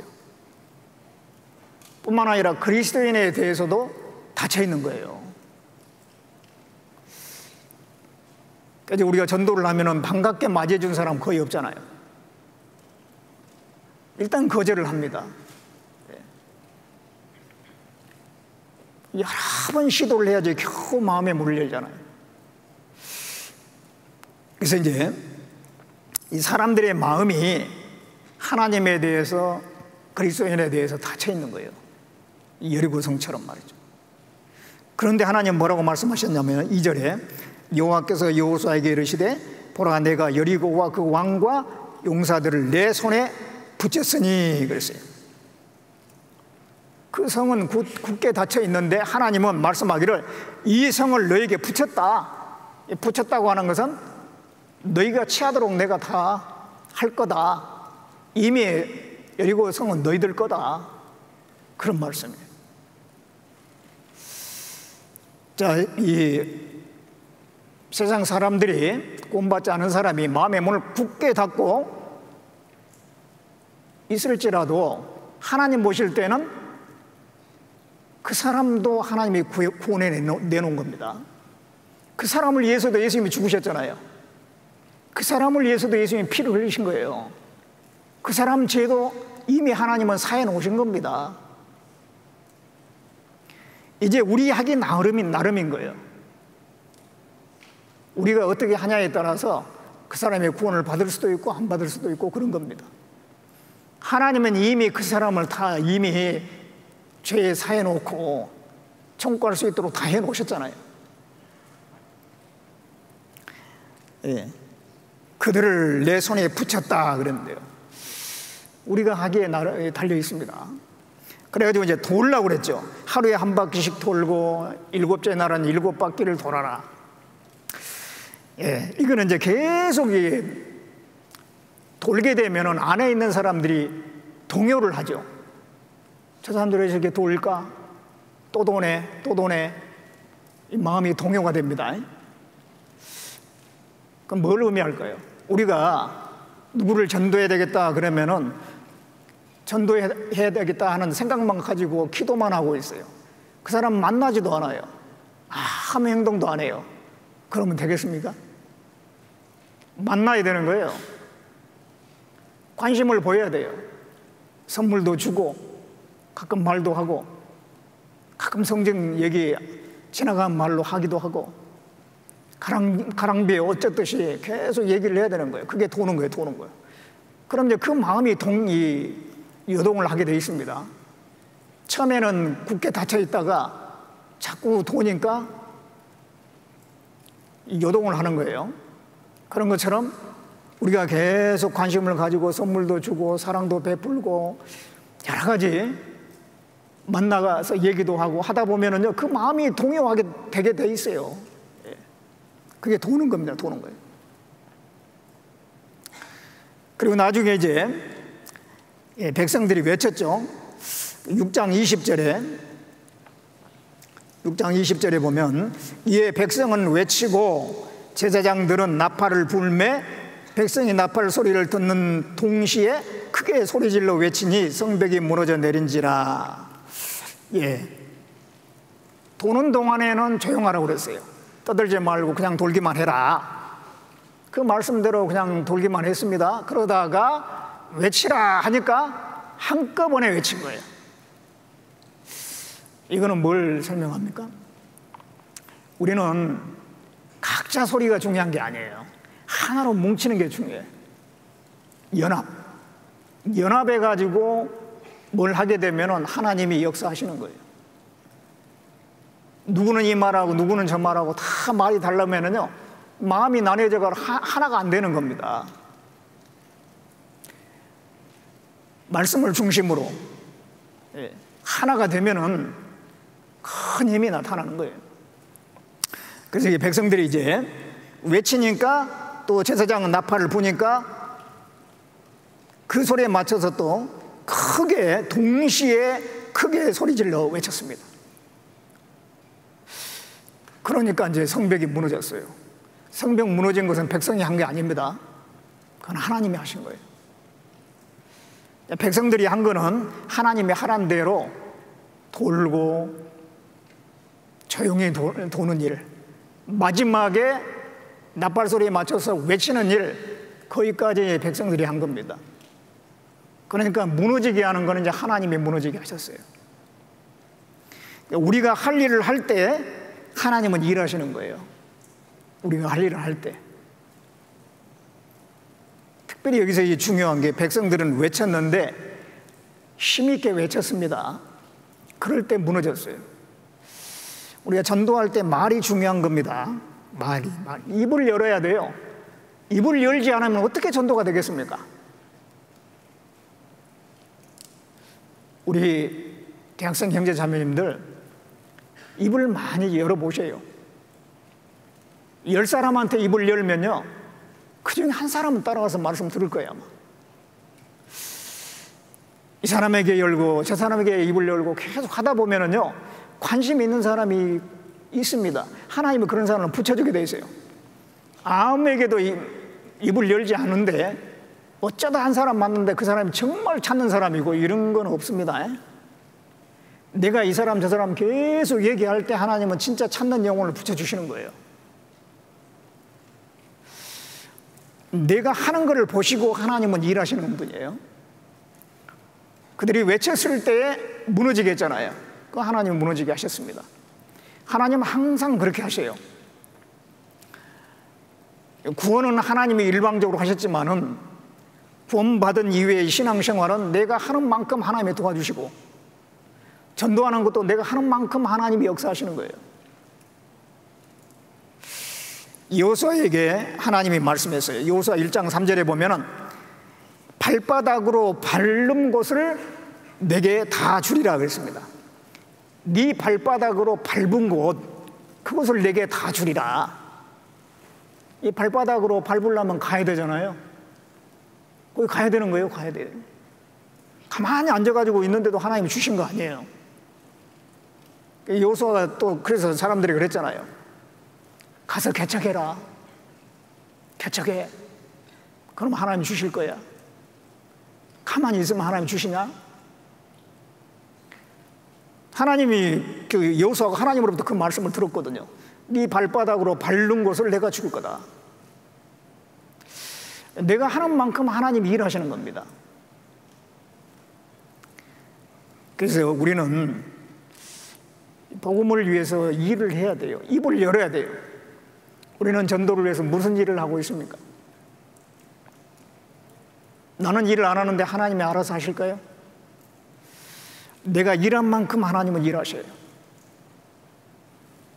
빌립보서 2장을 보겠습니다.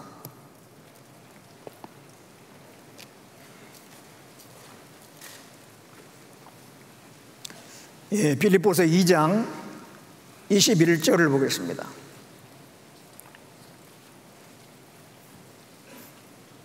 이 장 21절에 저희가 다 자기 일을 구하고 그리스도 예수의 일을 구하지 아니하되 디모데 연단을 너희가 안하니 자식이 아비에게 함같이 나와 함께 복음을 위하여 수고하였느니라. 저희가 다 자기 일을 구하고 그리스도 예수의 일을 구하지 아니하되, 대조적으로 말씀하고 있습니다. 자기 일을 구하는 사람이 있는가 하면은 이 디모데는 복음을 위해서 수고했다. 이 자기 일을 구하고 그리스도 예수의 일을 구하지 아니하되, 그리스도 예수의 일이 영혼을 살리는 일이지 않습니까? 아버지 하나님의 일은 죽은 자를 살리는 것이 아버지 하나님의 일이라고 요한복음 5장에 기록되어 있어요. 예수님의 일은, 예수님의 일도 죽은 자를 살리는 일이에요. 그걸 위해서 십자가에 죽으신 겁니다. 우리 일은 바로 예수 그리스도 예수의 일이 우리 일이 되는 거예요. 죽은 자를 살리는 일을 해야 돼요. 그런데 저희가 다 자기 일을 구하고, 자기 일을 구하고 하나님의 역사에 함께하지 않고 자기 일을 구하는 건 어떤 것들이 있을까요? 등불을 켜가지고 말 아래 둔다든가 평상 아래 둔다든가 움속에 두는 경우를 성경에 말씀하고 있죠. 말 아래 둔다는 것은, 말이라는 것은 큰 그 그릇입니다. 등불을 켜가지고 그릇 밑에다 넣어버려요. 평상 밑에다 넣어버려요. 움속, 땅 파고 거기다가 등불을 넣어놔요. 등불이라고 하는 것은 너희는 세상의 빛이라 그랬습니다. 우리가 복음의 빛을 비춰야 되는데 그릇 밑에다가 둔다는 것은, 이 그릇은 먹고 사는 걸 얘기해요. 먹고 사는 문제에 확 사로잡혀가지고 이 복음 전할 생각을 안 해요. 우리 형제 자매님들은 어떠세요? 내가 앞으로 이제 좋은 직장 잡으려면 공부 열심히 해야지. 내가 공무원 공부 지금부터 준비해야 되겠다. 막 그 공부한다고 말이죠. 거기에 완전히 마음이 뺏겨가지고 전도할 생각도 안 하고. 다음에 기회가 오는 게 아니에요. 항상 신앙은 하나님 앞에 현재입니다. 현재. 또 평상 아래, 너무 게으른 가운데 복음을 전하지 않는 걸 얘기합니다. 속에, 이거는 아주 그 죄 가운데 빠져가지고 복음을 안 전하는 걸 얘기해요. 그런 것들이 다 자기 일을 구하는 거예요. 자기 일을 구하고 그리스도 예수의 일을 구하지 아니했다 그랬는데, 그러나 디모데는 나와 함께 복음을 위하여 수고하였느니라. 디모데는 복음을 위해 수고했다 그랬습니다. 단 한 번뿐인 인생이잖아요. 우리 인생은 단 한 번뿐인 인생이에요. 그리고 너무 짧습니다. 이걸 뭘 위해서 살 것이냐, 이건 너무도 중요한 문제예요. 어떤 사람은요, 어떤 백작이라는 사람이 있는데요, 89세까지 살았어요. 오래 살았잖아요. 근데 그 사람은 평생 무슨 일만 했냐면은 그 재산을 다 털어가지고요, 점박이 쥐를 만들어내는데, 점박이 쥐. 그거 만들어내는데 일평생을 보내고 자기 재산을 다 털어 바친 거예요. 그게 무슨 의미가 있을까요? 세상에 그렇게 사는 사람이 있습니다. 또 어떤 사람은요, 기네스북에 자기 이름 올리려고 피나는 노력하는 사람이 있어요. 그 이상한 어떤 그것을 계속 연구하고 또 아니면 그쪽에 추구하는 가운데 세상에 어떤 기록을 깨기 위해서 말이에요. 그래서 자기 이름을 올려보려고. 어떤 사람은요, 세계 최고봉이 있잖아요. 그 8,000m 이상의 그 봉우리들이 14개가 있어요, 14개. 14좌라고 하는데요. 14개 다 정복해 보려고요. 이 등반가들 중에서는 거기에 목표를 두고 사는 사람 많습니다. 예. 그런가 하면은 좀 더 고상한 일을 하는 사람도 있죠. 남을 구제하는 거, 또 인류의 어떤 공헌할 수 있는 위대한 업적을 남기는 거, 여러 가지 일을 해봅니다만은, 예, 가장 위대한 일은 뭐겠어요? 한 영혼을 건지는 거예요. 그렇게 거창한 일이 아닙니다. 한 영혼을 건지는 거, 그게 하나님 보실 때는 가장 위대한 일인 거예요. 한 영혼을 건지는 것이 보석이라면은 지금까지 말씀드린 그 많은 다른 일들은 지푸라기에 불과한 거예요. 불이 지나면 그냥 싹 타버리는 지푸라기에 불과한 겁니다. 고린도전서 3장에 보면은 터를 세워놨는데 그 위에 이제 건물을 세우는데 터가 되신 그리스도 구원, 그 위에 이제 건물을 세우는 신앙생활을 얘기합니다. 금은 보석으로 세운 사람이 있고 나무 풀 집으로 세운 사람이 있는데 불이 지나가니까 금은 보석은 남는데 나무 풀 집은 다 타버려요. 그 나무 풀 집이 뭐겠습니까? 결국은 없어질 세상의 것을 위해서 추구한 거, 그것은 다 소용이 없는 겁니다. 금은 보석만이 남는 거예요. 그 하나님을 위한, 복음을 위한 그런 일들입니다. 단 한 번뿐인 인생인데 어떻게 하면 이 인생을 가치 있게 살까? 그런 생각을 우리가 해봐야 되잖아요. 가장 가치 있고 가장 고명한 그 일에 인생을 건 사람이 가장 지혜롭고 실속 있게 산 사람입니다. 예, 그 데이비드 브레이너드라는 사람이 있어요. 18세기에 미국의 인디언들에게 이 복음을 전했던 사람인데요. 나중에 건강이 안 좋아져가지고 폐결핵에 걸렸습니다. 그런데도 자기 몸 돌아보지 않고 계속 복음을 전하다 보니까 30이 안 돼서 29살인가 그때 죽었어요. 젊은 나이에 죽은 겁니다. 결혼하려고 약혼까지 해놨는데 결국은 결혼을 못하고 죽었어요. 근데 그 데이비드 브레이너드는 그런 말을 했어요. 내가 그리스도께로 사람의 영혼을 인도할 수 있다면 어디에 살든지 어떤 고난을 당하든지 상관하지 않겠다. 나는 잠을 잘 때도 이것들을 꿈꾼다. 그리고 잠에서 깨어나자마자 이 위대한 일을 먼저 생각한다 그랬습니다. 예, 무엇이 가장 가치 있고 고명한 일이란 것을 안 사람이잖아요. 그걸 위해서 자기 그 젊음을 바친 겁니다. 젊음을. 그러니까 윌리엄 부드라는 사람은요, 나의 야망은 사람의 영혼이다 그랬어요. 사람의 영혼을 건지는 것이 자기의 야망이라는 거예요. 이 세상은 참 여러 가지 일로 시끌벅적하잖아요. 근데 우리는 그런 것에 관심 갖지 말고 복음을 전하는 데 힘써야 됩니다. 이 노아 시대에 어땠을까요?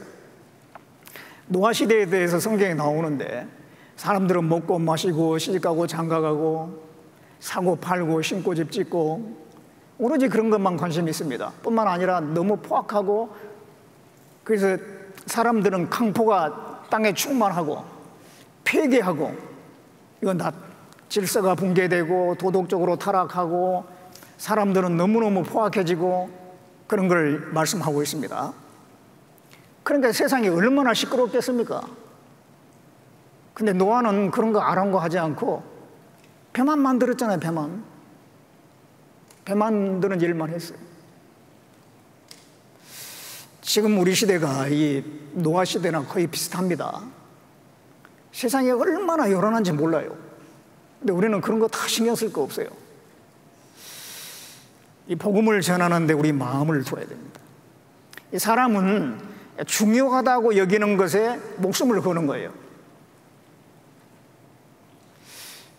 그 유명한 그 배우 있잖아요. 송강호라고. 올해 그 칸 영화제에서 남우주연상을 받은 사람이에요. 그 뭐 1000만 이상 그 관객 그 영화를 많이 찍은 사람이잖아요. 근데 그 사람은요, 어떤 자나깨나 영화 얘기밖에 안 한대요. 사람 만나서 얘기하면 맨 영화 얘기만 하고, 밥 먹을 때도 사람 만날 때도 뭐 주제가 영화 얘기 말고는 없다는 거예요. 완전히 그게 미친 사람입니다. 그러니까 그렇게 되는 거예요. 이 서봉수라고 하는 그 바둑 프로 바둑 구단인데요. 우리나라에서 이제 독학으로 최정상에 오른 사람입니다. 누구한테 배운 게 아니에요. 자기 스스로 막 바둑 연구해가지고, 그런 사람이 없거든요. 다 스승에게 배우거든요. 근데 그분은 독학해가지고 우리나라의 정상에 오르고 세계 최정상에 오른 적도 있고요. 그 사람은 오로지 바둑밖에 모르는 거예요. 나이가 지금 뭐 70이 넘었는데도 오로지 바둑. 그러니까 그렇게 되는 거예요. 우리는 오로지 뭡니까? 세상이 아무리 시끄러워도 우리가 할 일은 주님을 따르는 일입니다. 주님의 복음을 전하는 일입니다. 하나님은 지금도 어둠과 싸우고 계시는 거예요. 우리도 이 어둠에 속해서 영원한 어둠에 빠져들어가고 있는 그 사람들을 건져내는 싸움을 해야 되는 겁니다. 계속. 하나님 우리에게 너희는 세상의 빛이라고 말씀하셔요. 마태복음 5장 14절에 보면 너희는 세상의 빛이라. 짧은 말씀이지만은 우리의 신분이 뭐라는 것을 정확하게 말씀하고 있어요. 너희는 세상의 빛이라는 거예요. 어둠의 빛을 하는 겁니다. 그 빛을 빛이라는 거예요. 밤하늘에 보면은 저 멀리 별들이 그 어둠 가운데서 이 지구를 향해서 반짝반짝 비치고 있는 거예요.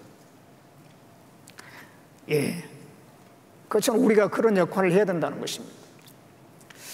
이 전도는 그리스도인들의 본능인 겁니다. 본능이에요. 이 사마리아 여자가 예수님과 대화 끝에 예수님이 그리스도라는 것을 알았잖아요.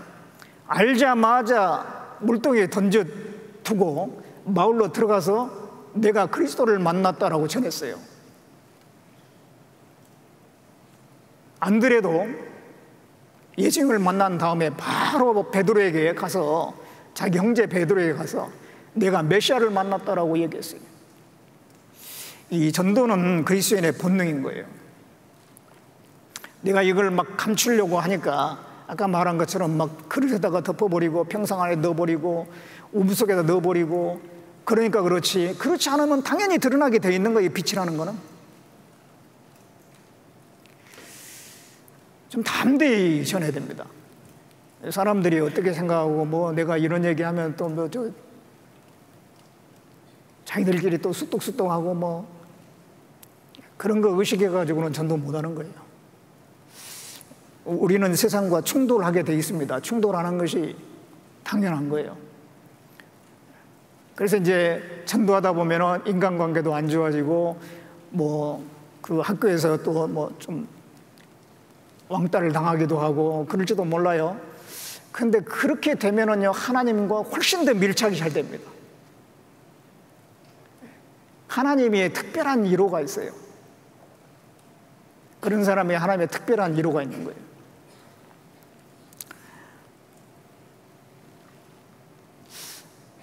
그리고 우리는요, 오늘 말씀드린 대로 영원한 어둠이라는 게 있잖아요. 지옥이 있는 거예요. 우리가 전도해야 될 이유 중에 큰 이유는 지옥이 있는 것 때문에 그렇습니다.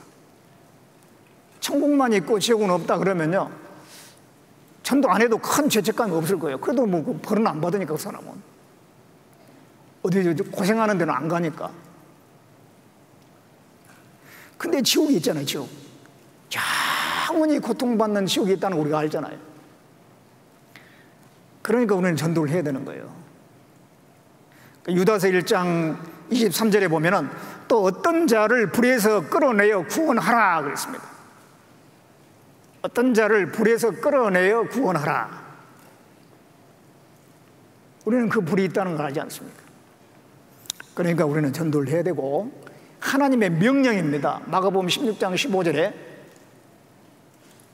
너희는 온 천하에 다니며 만민에게 복음을 전파하라.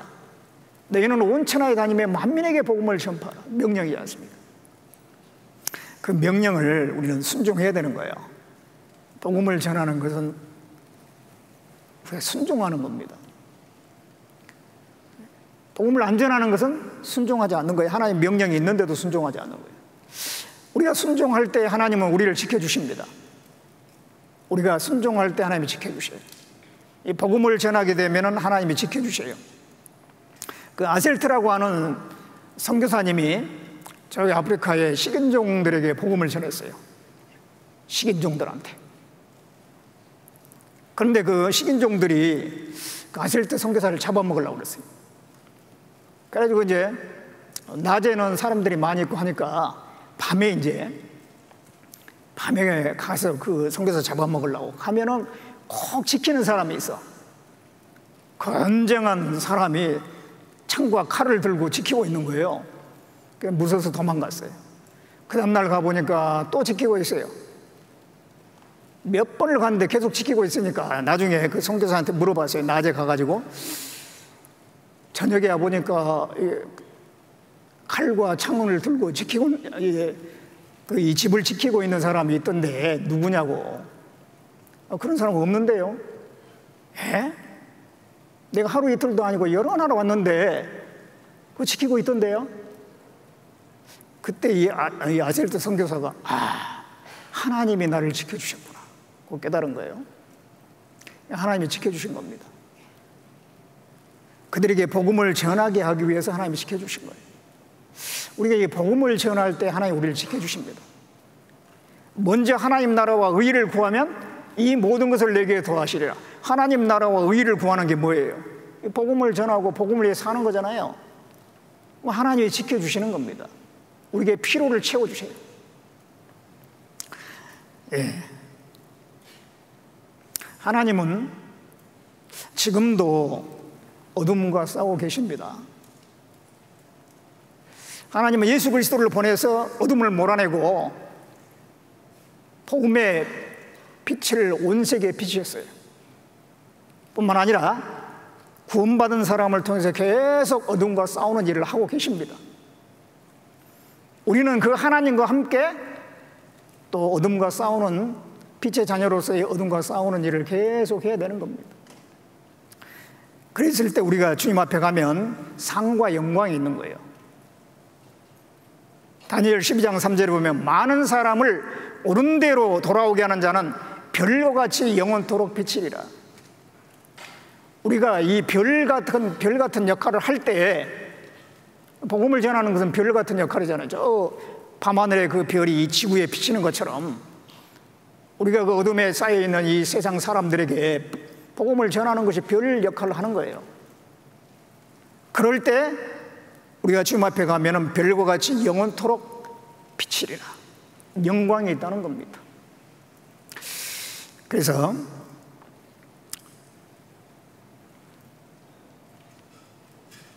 오늘 말씀 드린 거는요, 하나님이 지금도 우리가 싸우고 계십니다. 그 싸움에 우리는 참여를 해야 돼요.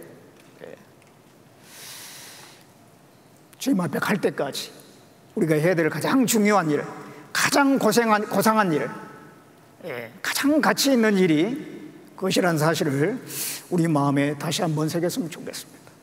기도하겠습니다. 우리를 사랑하신 하나님, 우리를 그 어둠 가운데 있을 때에 복음의 빛을 비춰서 구원해 주시고 빛의 자녀가 되게 하신 것 참으로 감사를 드립니다. 이제 빛의 자녀들처럼 행하라고 또 말씀하셨습니다. 지금도 그 어둠과 싸우고 계시는 그 하나님과 함께 그 어둠과 싸우고 복음의 빛을 널리 비춰서 그 어둠 가운데 있는 사람들을 구원해 내어서 빛의 세계로 인도하는 그 일을 계속 감당할 수 있도록 도와주시기를 바라곤 합니다. 우리 대학부 우리 형제 자매님들 정말 젊을 때에 이렇게 복음을 깨닫고 창창한 미래를 하나님을 위해서, 복음을 위해서 살 수 있는 기회를 주신 거 감사를 드립니다. 그 많은 시간을, 그 건강을 헛된 데 사용하지 않고 그 복음을 위해서, 하나님의 그 귀한 일을 위해서 들이질 수 있도록 주님께서 붙들어 주시고 인도해 주시옵소서. 나머지 수련의 일정도 주님께서 함께 해 주시기를 원하오며 우리를 구원해 주신 예수님의 이름으로 기도드렸습니다. 아멘.